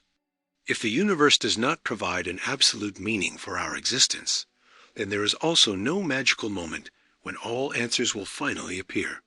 Waiting for this final revelation means making our happiness depend on a promise that may never come true. Camus sees this kind of hope as a subtle form of dependence. This is exactly where his idea of freedom without illusions appears. It does not mean abandoning dreams, goals, or desires. It means stopping the belief that our value depends on completely achieving them. We can hope for a better future without turning that future into the only condition for living fully. This difference may seem small, but it completely changes our relationship with time. Camus writes in the myth of Sisyphus that the absurd person lives without appeal. This expression summarizes much of his philosophy. Living without appeal means not constantly relying on external promises to justify our existence. It means giving up the expectation that some higher force, hidden destiny, or extraordinary event will finally solve all of life's contradictions. Not because these possibilities can be completely ruled out, but because real life happens before any final answer appears. This attitude requires courage. After all, giving up false certainties means letting go of an emotional security that has often been with us since childhood. We like to believe that there is an invisible plan guiding our story. This idea brings comfort because it reduces our feeling of vulnerability. Camus, however, believes this comfort comes with a high price. As long as we depend on it, we remain unable to fully experience reality. The freedom proposed by Camus is born from awareness. When we recognize the limits of our condition, we stop fighting against what we cannot control. This does not mean giving up or becoming passive. On the contrary, it means focusing our energy on what truly depends on us. Instead of wasting life waiting for impossible guarantees, we begin investing our attention in the concrete choices of the present. This philosophy also changes our relationship with failure. Many people believe that an important mistake can permanently damage their entire story. Camus offers another perspective. If life does not have a predetermined script, then no individual failure has absolute power to define who we are. We remain free to respond differently to our circumstances, regardless of what happened before. The same applies to success. In a society that often measures people's value through external achievements, Camus reminds us that true freedom cannot depend only on the recognition of others. Those who build their identity entirely around results remain vulnerable to the inevitable changes of life. Today, they may receive applause. Tomorrow, criticism. If all our peace depends on this constant change, we can hardly be truly free. This reflection becomes even deeper in The Rebel. In this work, Camus shows that freedom also requires responsibility. It is not enough to reject illusions. We must consciously accept the consequences of our choices. The absence of absolute meaning does not remove our ethical responsibility. On the contrary, it makes our decisions even more important because we are the ones who give them meaning through the way we choose to live. There is a very human tendency to believe that we will be happier once we finally achieve a certain goal. We think that complete satisfaction is just ahead, waiting for the next promotion, the next achievement, or the next major change in life. Camus invites the reader to interrupt this endless search and ask a different question. What if life is happening exactly now? This question completely shifts our perspective. Instead of turning the present into a simple path toward the future, we begin to recognize it as the only time when we can truly act. The past cannot be changed. The future remains uncertain. Only the present offers the real possibility to love, learn, create, help someone, or simply experience existence with intensity. Camus does not defend a reckless search for immediate pleasure. His idea is much deeper. Living in the present means being fully aware of reality, without wasting life waiting for an impossible perfection. It means understanding that the beauty of a moment does not depend on lasting forever. A sunset remains beautiful, even though it disappears a few minutes later. A sincere conversation remains valuable, even though we know it will end. Finiteness does not destroy the value of experiences. Often, it is exactly what gives them their intensity. This understanding brings freedom and gratitude together in a very unique way. When we stop demanding that reality match our absolute expectations, we become more capable of noticing what already exists. Small gestures, unexpected encounters, everyday discoveries, and simple moments stop appearing meaningless. They stop being just pauses between major events and become the very substance of life itself. Throughout his work, Camus insists that accepting the absurd does not mean living without joy.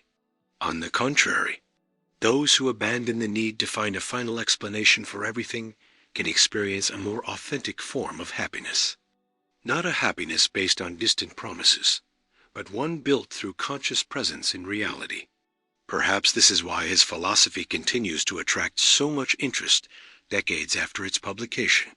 In a time marked by constant anxiety, endless goals, and increasingly high expectations, Camus reminds us that no future achievement can replace the experience of living now. Waiting forever for the perfect moment may mean losing the only life we truly have. At the center of this reflection remains a simple but deeply transformative idea. Freedom does not begin when the world finally answers our questions. It begins when we stop allowing the absence of those answers to determine our ability to live. Those who abandon false certainties discover that they do not need to control their destiny in order to experience the fullness of existence. They only need to embrace the present with awareness, recognize its limits, and understand that every moment lived consciously is already a powerful affirmation of their own freedom. There is a deeply rooted belief in human culture that we can only be truly happy when we discover the purpose of our lives. From an early age, we are told that every person was born to fulfill a specific mission, and that happiness will come as a result of finding it. Because of this, we spend years searching for a definitive answer to questions like, "What is my destiny?" or "Why do I exist?" Albert Camus challenges this idea in a surprising way. In the myth of Sisyphus, he suggests that happiness does not depend on the existence of an absolute purpose. Instead, it can emerge precisely when we stop demanding that the universe provide an explanation for everything. This idea may seem to go against common sense. After all, if life does not have a predetermined meaning, why would anyone feel happy? For many people, the absence of a purpose represents emptiness, confusion, or a loss of hope. Camus understands that this reaction is natural. However, he believes it happens because we have been taught to connect happiness with guarantees that may never actually exist. Throughout his philosophy, he shows that there is an important difference between purpose and experience. A purpose always points toward a future goal. Experience, on the other hand, happens in the present moment. When we make our happiness depend on discovering a final meaning, we turn life into a long waiting period. Every moment becomes only a step toward something that has not arrived yet. Meanwhile, the present loses its richness. Camus invites us to reverse this way of thinking. Instead of asking whether life has a hidden purpose, he asks whether we are capable of fully experiencing what is already in front of us. This change may seem small, but it completely transforms our relationship with existence. Happiness stops depending on an external answer and begins to come from the way we choose to live. It is important to understand that Camus is not talking about a superficial or permanent happiness. He does not promise a life without sadness, loss, or suffering. Such a promise would contradict everything his philosophy represents. What he proposes is a happiness built on awareness, a happiness that does not ignore reality, but also does not allow reality to destroy our ability to appreciate our own existence. This idea appears especially clearly at the end of the myth of Sisyphus. After describing the character who is condemned to repeat the same task forever, Camus surprises the reader by saying that we must imagine Sisyphus happy. This statement does not mean that Sisyphus enjoys suffering or that his situation has become pleasant. It means that he no longer depends on the hope of future liberation to find dignity in the present. This attitude reveals an essential part of Camus' thinking. Happiness does not appear when reality finally matches our desires. It appears when we stop demanding that reality be different before allowing ourselves to live. However, this acceptance should not be confused with giving up. There is a huge difference between accepting and surrendering. Someone who surrenders stops taking action. They believe nothing can be done and abandon any attempt to change things. Camus completely rejects this attitude. For him, accepting reality means seeing it honestly. It means recognizing what cannot be changed while still taking responsibility for everything that remains within our power. This distinction appears throughout his work. The absurd person does not deny pain, but also does not allow suffering to become the absolute center of existence. They continue creating, working, loving, learning, and building human connections. Not because they believe these experiences will finally solve the mystery of life, but because they recognize that these experiences have value on their own. This perspective deeply changes the way we understand joy. We often imagine that happiness depends on extraordinary events. We wait for great achievements, unforgettable trips, recognition, or major life changes. Camus directs our attention somewhere else.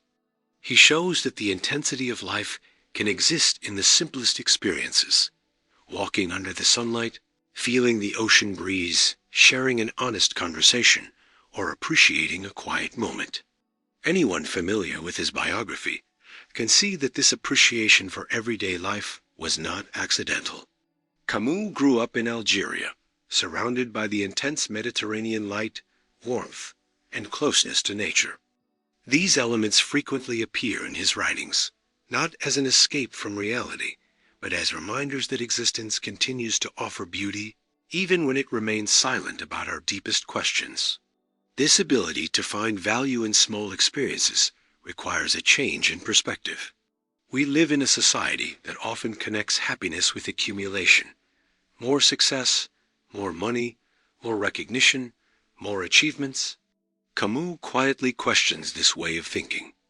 If our happiness depends only on the next achievement, it will always remain distant. Every goal we reach will quickly be replaced by another, keeping alive the feeling that something is still missing. Conscious happiness breaks this cycle because it stops working as a future reward. Instead, it becomes a way of being present. This does not mean abandoning goals or stopping the search for improvement. It simply means understanding that no achievement can replace the experience of fully living the present moment. This perspective also changes our relationship with suffering. Instead of seeing every difficulty as proof that happiness has become impossible, we begin to understand that both can exist at the same time. A person can go through difficult periods and still experience genuine moments of joy. Camus sees this coexistence as a fundamental part of the human condition. When we observe nature, we notice something similar. The ocean remains beautiful, even during storms. Mountains remain impressive, regardless of the seasons. Reality does not need to be perfect to reveal its greatness. In the same way, human life does not need to be free of problems to continue creating meaningful experiences. Camus also challenges another common illusion, the idea that happiness and certainty always go together.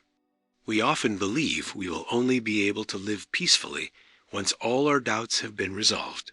His philosophy moves in the opposite direction. The deepest peace comes when we accept that some questions may never receive final answers. This acceptance reduces the anxiety caused by our constant need to control the unknown. When we abandon this endless search for guarantees, our attention naturally returns to what is actually within our reach. We discover that we can still choose how to treat others, how to face difficulties, how to use our time, and which values we want to cultivate. These choices do not eliminate the absurd, but they completely transform the way we live with it. There is also an ethical dimension to this kind of happiness. Someone who no longer depends entirely on future goals becomes more available to the present lives of others. They begin to listen more carefully, appreciate encounters, and offer help without expecting great rewards. Happiness stops being only a personal achievement and becomes something expressed through the quality of human relationships. Perhaps this is one of Camus' most hopeful messages. Instead of making happiness depend on an answer the universe may never provide, he invites us to recognize it as a possibility that can always be renewed. Not because reality has become easier, but because we have learned to stop demanding from it what it never promised to give. In the end, the happiness described in the myth of Sisyphus does not come from illusion, naivety, or escape. It comes from the courage to look at existence exactly as it is, and still find reasons to continue living fully.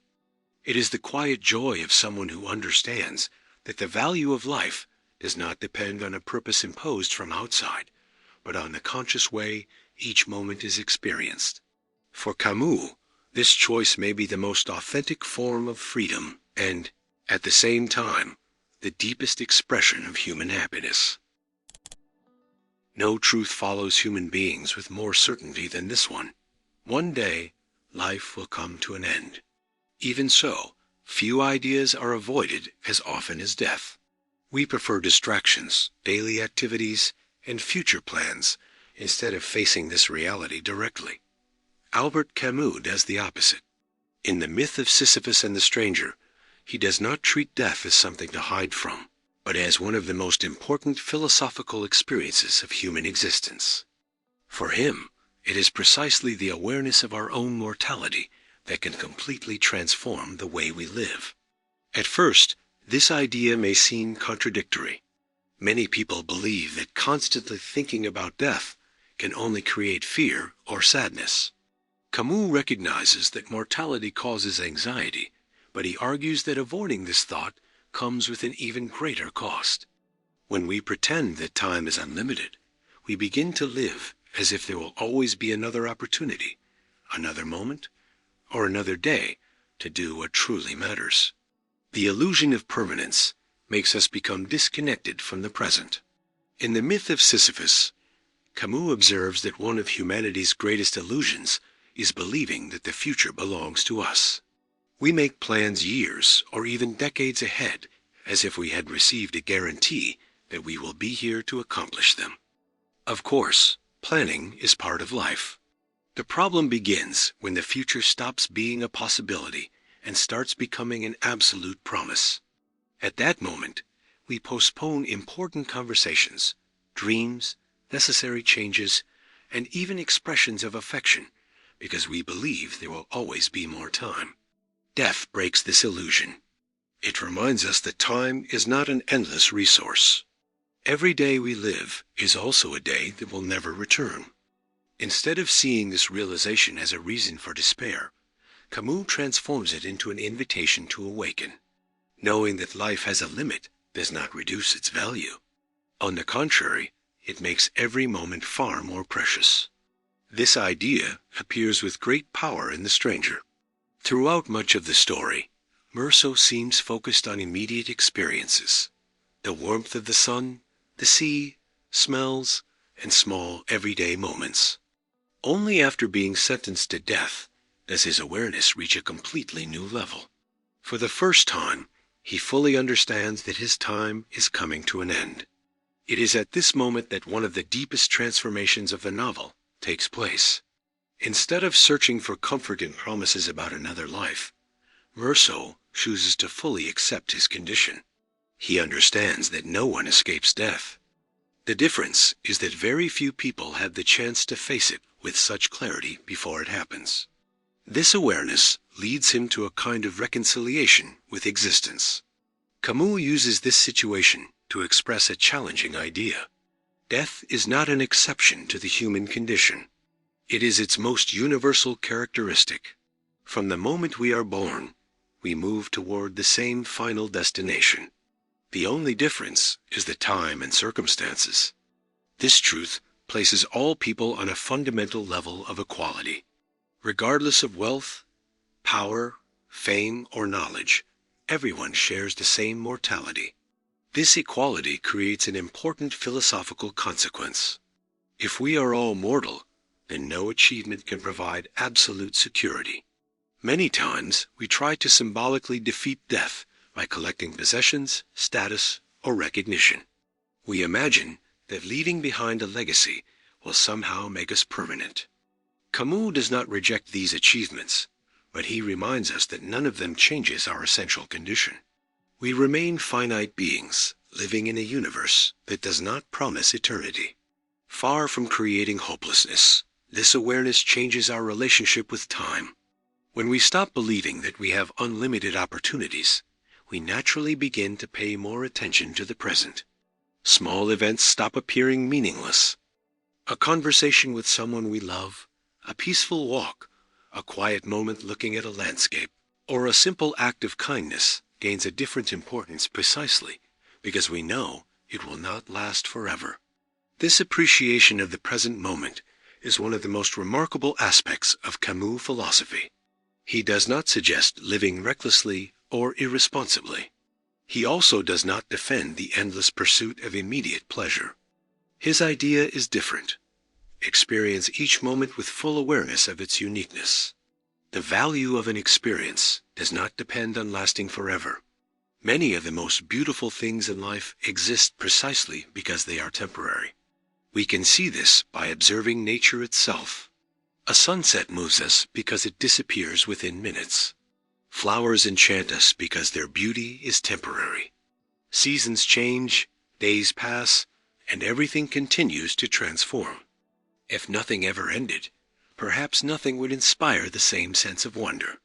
Absolute permanence would remove much of life's intensity.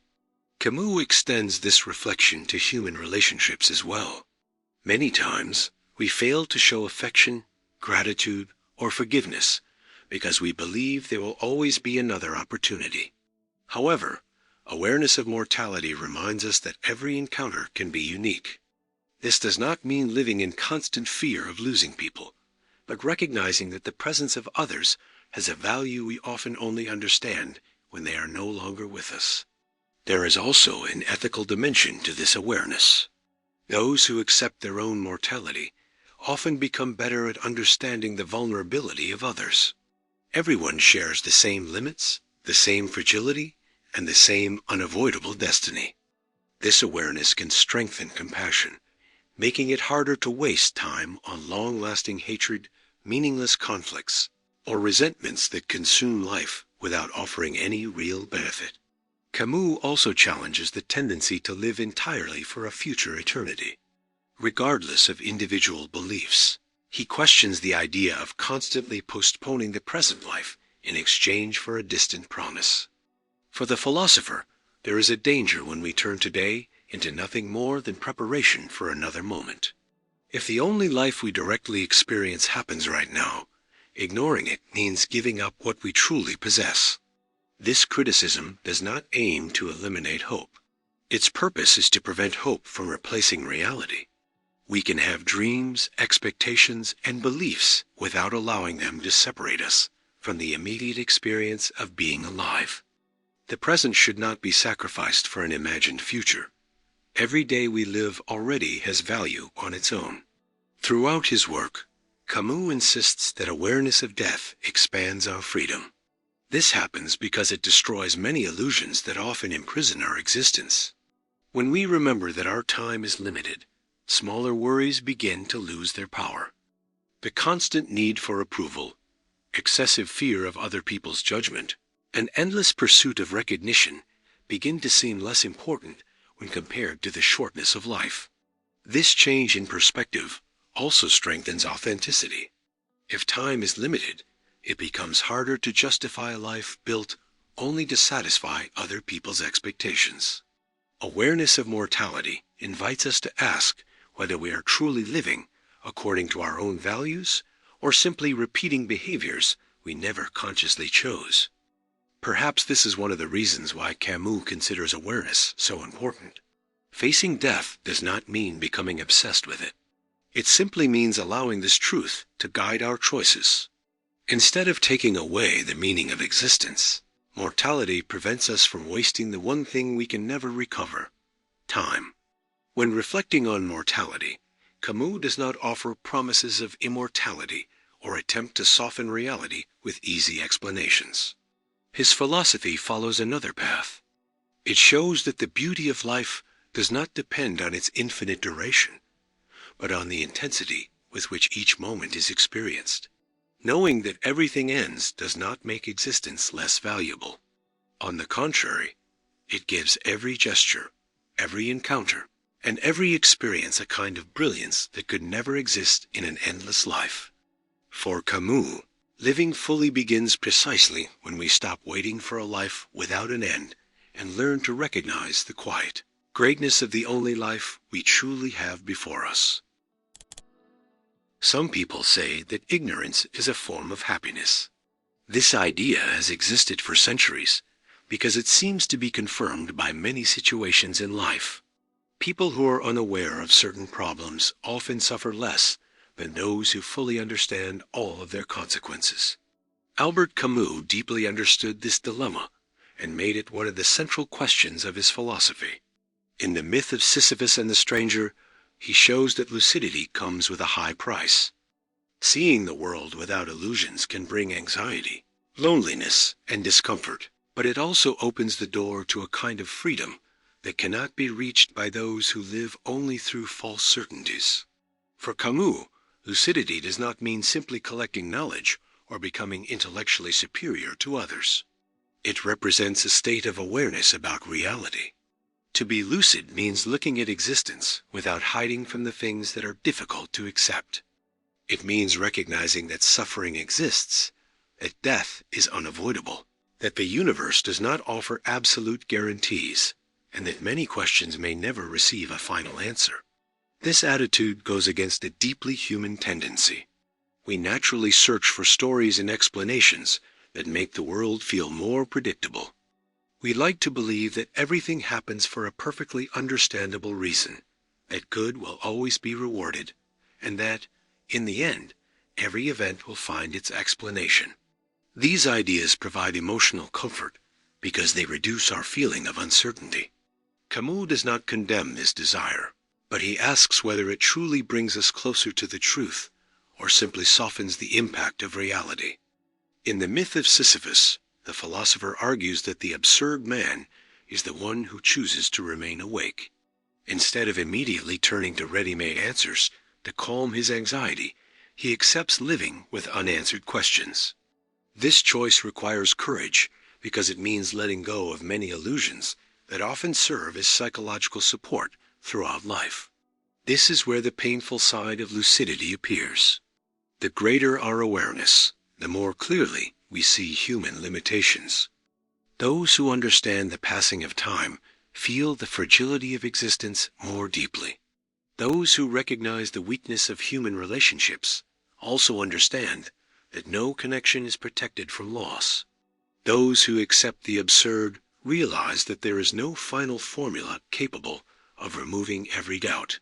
This awareness can become a heavy burden. Camus never romanticizes this aspect.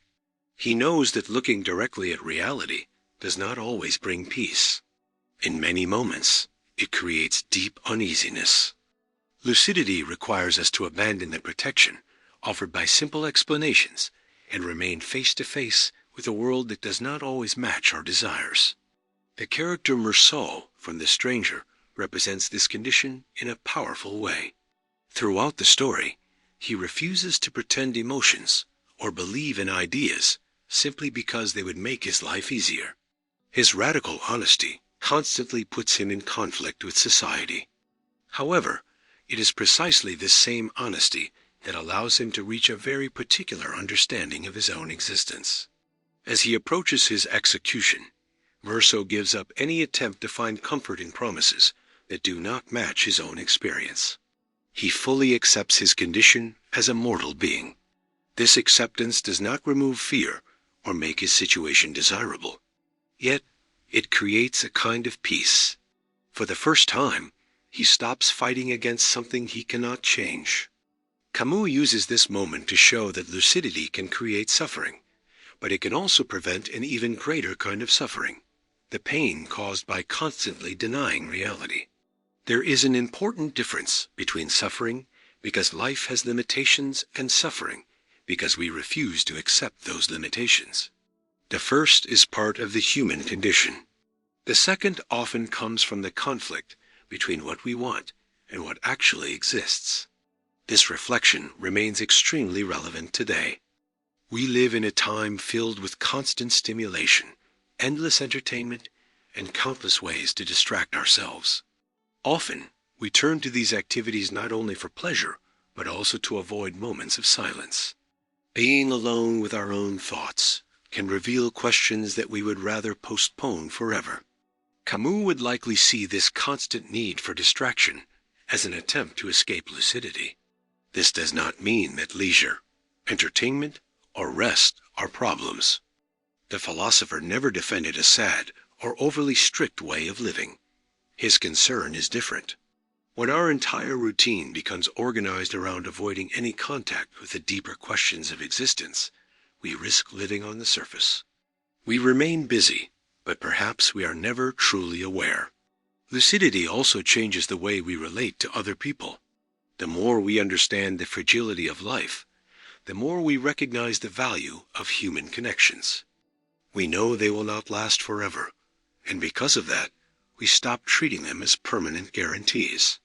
This awareness can increase both our gratitude and our responsibility toward those who share the same limited human condition. At the same time, seeing reality clearly can create isolation. People who question widely accepted beliefs often face resistance. Just like Meursault, those who refuse to repeat comforting ideas may be seen as pessimistic, cold, or overly critical. Camus knew this experience not only through his characters, but also through his own intellectual journey. Many of his positions upset political and philosophical groups because he refused to sacrifice truth for convenience. This loyalty to lucidity requires a quiet kind of courage. It is not the courage shown in great battles or historical events. It is an everyday courage, practiced each time we choose not to lie to ourselves. It means accepting our limitations, recognizing what we do not know, and letting go of the need to have answers for everything. Interestingly, this same honesty makes a deeper form of freedom possible. Those who depend on illusions must constantly protect them from any evidence that challenges them. Those who accept reality as it is no longer waste energy defending fragile beliefs. Their awareness remains open, flexible, and ready to continue learning. Camus does not believe that lucidity destroys hope. What it destroys are false hopes. There is a fundamental difference between trusting humanity's ability to create meaning and believing that the universe will automatically solve all of our contradictions. The first encourages action. The second often leads to passivity. This distinction explains why the philosopher never connects lucidity with despair. Although he clearly sees the limits of existence, he continues to affirm the importance of solidarity, artistic creation, friendship, love, and ethical responsibility. Awareness of the absurd does not eliminate these experiences. It only prevents them from depending on absolute justifications in order to have value. Perhaps the greatest challenge proposed by Camus is precisely this: to remain awake without losing the ability to admire life, to see suffering without forgetting beauty, to accept finitude without abandoning enthusiasm for the present, to recognize the silence of the universe without allowing that silence to erase our willingness to act. This combination of lucidity and affirmation of life makes his philosophy unique. It does not promise easy comfort or demand blind optimism. It also does not encourage cynicism or hopelessness. Instead, it offers a different way of living in the world, with open eyes, aware of human limitations, and still deeply committed to life. In Camus' philosophy, lucidity is never presented as a path reserved for a privileged few. It is a choice renewed every day. We choose lucidity when we prefer truth over illusion, even knowing that truth may be more difficult. We choose lucidity when we accept that some questions will remain unanswered and continue living anyway. It is a demanding path, without promises of permanent peace, but capable of offering something perhaps even more valuable: the possibility of building an authentic existence, free from false certainties, and supported by the courage to remain faithful to reality until the end. In a world where many people search for a greater justification for their actions, Albert Camus raises an uncomfortable question. If there is no guarantee of a future reward, why should we choose to do good? If the universe remains indifferent to our choices, why should we act with compassion, honesty, and solidarity? For Camus, this question does not weaken human morality. On the contrary, it reveals one of the purest forms of ethics, one that does not come from fear of punishment or the expectation of a reward, but from the understanding that the suffering of others matters. This idea appears mainly in two of his most important works, The Plague and The Rebel. In these books, Camus develops a moral vision based on human responsibility in a world without absolute guarantees. He rejects the idea that we need a higher authority or a promise of the future to justify doing what is right. For the philosopher, the human experience itself is already enough to create an ethical commitment. The starting point of this reflection is the recognition of the fragility shared by everyone. If existence is marked by uncertainty, pain, and mortality, then every person carries a similar vulnerability. This awareness should bring individuals closer together, not separate them. The suffering of someone far away stops being an indifferent event when we understand that we all share the same human condition. In The Plague, Camus transforms this idea into a story. An epidemic that strikes the city of Oran places its inhabitants in an extreme situation. Suddenly, their sense of security disappears. Their daily lives are interrupted, and thousands of people must face a threat they never chose. In this situation, a fundamental question appears. How should we act when there is no guarantee of success? The answer is found mainly through Dr. Bernard Rieu. He knows that his work may not be enough to completely defeat the disease. He knows that some people will die despite his efforts. Even so, he continues helping. His decision does not come from the certainty that he will win, but from the understanding that abandoning people would mean accepting suffering as something normal. This attitude reveals one of the most important principles of Camus' ethics. The value of an action does not depend only on the final result. In some situations, we cannot control the consequences of our efforts. Even so, we are responsible for the way we choose to respond to events. Doing good does not mean guaranteeing that the world will be completely transformed. It means refusing to participate in indifference. This perspective challenges a very common idea, that we need a reward to justify our actions. Many moral traditions have connected good behavior with the promise of some future benefit, whether recognition, happiness, salvation, or ultimate justice. Camus questions this dependence. For him, a truly ethical action loses part of its authenticity when it depends entirely on compensation. This does not mean that spiritual values or personal beliefs cannot inspire positive actions. Camus' criticism is not directed at individual faith, but at the idea that morality can only exist through an external justification. He believes that human beings are capable enough to recognize suffering and respond to it without needing any guarantee. This perspective also appears in The Rebel. In this work, Camus examines how the search for great ideals can end up destroying exactly what those ideals were meant to protect. When a cause believes it possesses absolute truth, there is a risk of turning people into tools for a greater objective. For Camus, no political, philosophical, or religious theory can justify abandoning responsibility toward real human lives. True rebellion, according to him, begins when a person recognizes that a situation is unbearable and decides to act. But this rebellion must preserve one essential limit: respect for human beings. Those who fight against injustice cannot create new injustices in the name of their cause. The desire to build a better world cannot eliminate compassion for those who are living in the present world. This idea separates Camus from many philosophies that place the future as a justification for every sacrifice made in the present. He deeply distrusts projects that promise a perfect society someday, and, because of that promise, consider immediate suffering acceptable. For the philosopher, human dignity cannot be postponed. A person's life today has value, regardless of promises about tomorrow. This ethical view has a deeply practical dimension. It does not require us to be extraordinary heroes or people capable of solving every problem in the world. Through his characters, Camus shows that responsibility begins with simple actions: caring for someone who is sick, offering support, acting honestly, refusing cruelty, and not ignoring the pain that exists around us. This perspective is especially powerful because it removes morality from the world of grand speeches and places it in the small choices of everyday life. We often think that doing good depends on major opportunities or dramatic gestures. Camus shows that ethics is built mainly through the way we handle ordinary situations.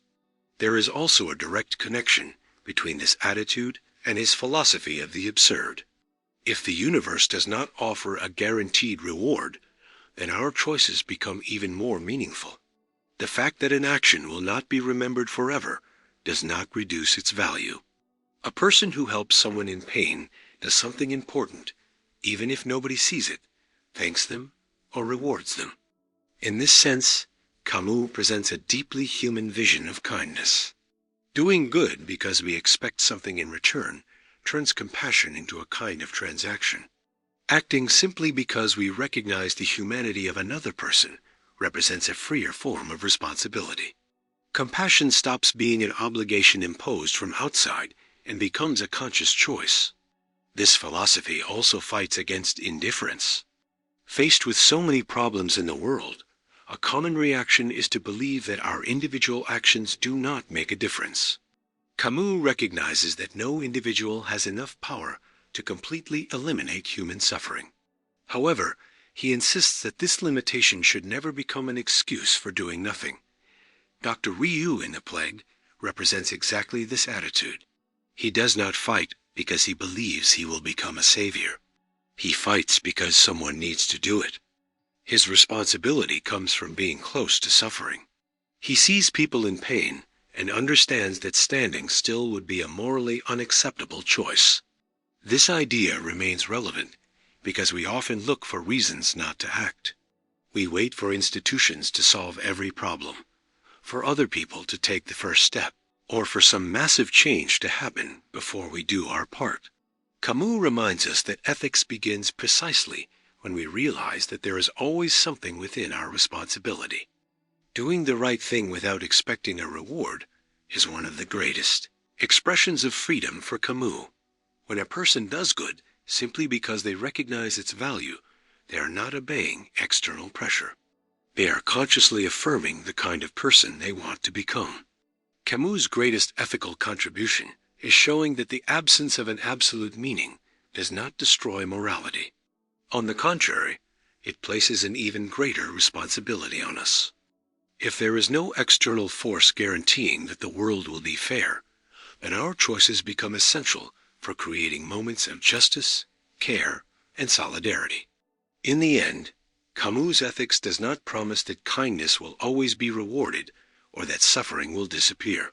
It offers something more realistic and at the same time more challenging: the understanding that we can choose our response to an imperfect world. Doing good not because we will receive something in return, but because we recognize in others the same fragility that exists within ourselves. For Camus, this silent responsibility toward human suffering is one of the few ways we can affirm our dignity in a universe that remains silent. Throughout his work, Albert Camus repeatedly returns to the same concern. How can a human being live authentically in a world that offers no final answers? This question runs through his novels, essays, and philosophical reflections, forming one of the deepest views of the human condition in the 20th century. Camus does not try to hide the contradictions of existence or offer a simple solution to suffering, death, or the absence of meaning. His proposal is much more challenging: learning to live fully even when the universe remains indifferent to our desires. This is the great summary of his philosophy. Human life is marked by a constant search for meaning. We want to understand why we exist, what our purpose is, and whether there is some greater order organizing our experiences. However, according to Camus, the problem begins when we realize that our deepest questions receive only silence in return. Human beings want answers, but the universe does not respond. It is from this encounter between our need for meaning and the absence of a definitive explanation that what he calls the absurd is born. The absurd does not exist simply in life or only in the universe. It comes from the relationship between the two. If human beings did not search for meaning, perhaps they would not experience this anxiety. If the world provided clear answers to every question, there would also be no conflict. The absurd exists precisely because we are conscious enough to question existence, but we cannot find a final answer capable of eliminating every doubt. In the myth of Sisyphus, Camus presents this idea through the ancient Greek myth of a man condemned by the gods to endlessly push a rock up a mountain, only to watch it roll back down again. At first glance, this seems like an image of absolute punishment. However, Camus transforms the myth into a reflection on freedom. Sisyphus cannot change his task, but he can change his relationship with it. When he becomes aware of his condition and accepts his reality, he stops being merely a victim of fate. This interpretation reveals one of the most important ideas in Camus' thought. Freedom does not depend on removing every problem from life. It begins when we stop being controlled by illusions and consciously accept our existence. Human beings may not be able to control everything that happens, but they still have the ability to choose how they respond to what happens. This same perspective appears in The Stranger through Meursault. The character represents the individual who refuses to create false, emotions or accept values simply because society expects him to. His direct way of seeing reality creates discomfort because it reveals something many people prefer to ignore. We often create stories and explanations to make existence easier to accept. Meursault does not find a great explanation for life. He does not discover a hidden purpose or receive a final answer about his existence. What he finds is a form of honesty toward reality. By accepting his own condition, he abandons the need to pretend and begins to experience a more direct relationship with the world around him. In The Plague, Camus expands this reflection into a collective dimension. The epidemic that strikes the city of Oran represents human suffering on a larger scale. Faced with death and uncertainty, the characters must decide how to act in a world that offers no guarantees. The response of figures like Dr.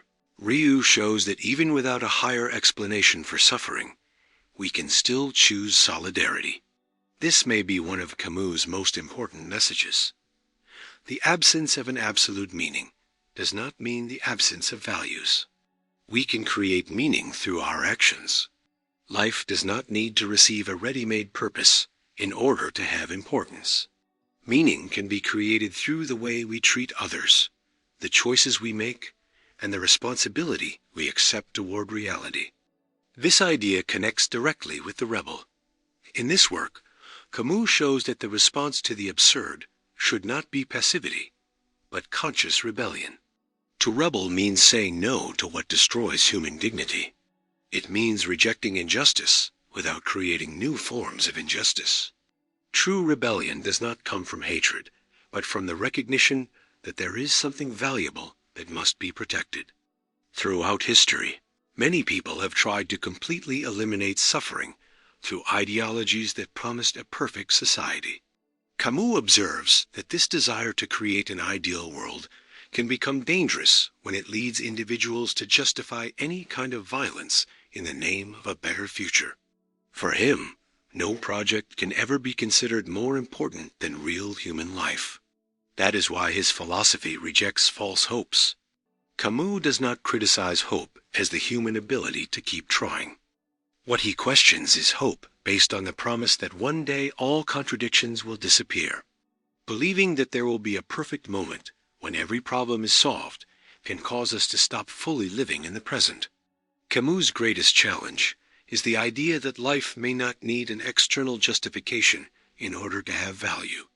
A song does not need to last forever to be beautiful. A conversation does not need to be eternal to be meaningful. A moment of happiness does not lose its value because it will end. Finiteness does not destroy meaning. Often, it is exactly what makes experiences precious. This vision requires a profound change in perspective. Instead of constantly asking, "What is the ultimate meaning of my life?" Camus invites us to ask, "How am I living my life right now?" The first question searches for an answer that may never come. The second places us in front of what we can truly change: our attitudes, our choices, and the way we exist in the world. This is one of the reasons Albert Camus remains so influential. His philosophy speaks directly to struggles that continue to exist in every generation: anxiety about the future, fear of death, feelings of emptiness, the search for identity, and the need to find meaning in the middle of uncertainty. In a society where many people feel pressure to achieve success, constant happiness, and a seemingly perfect life, Camus offers a different perspective. He reminds us that a meaningful existence does not depend on controlling every circumstance or finding answers to every mystery. It depends on the courage to remain present, aware, and responsible in the face of our own reality.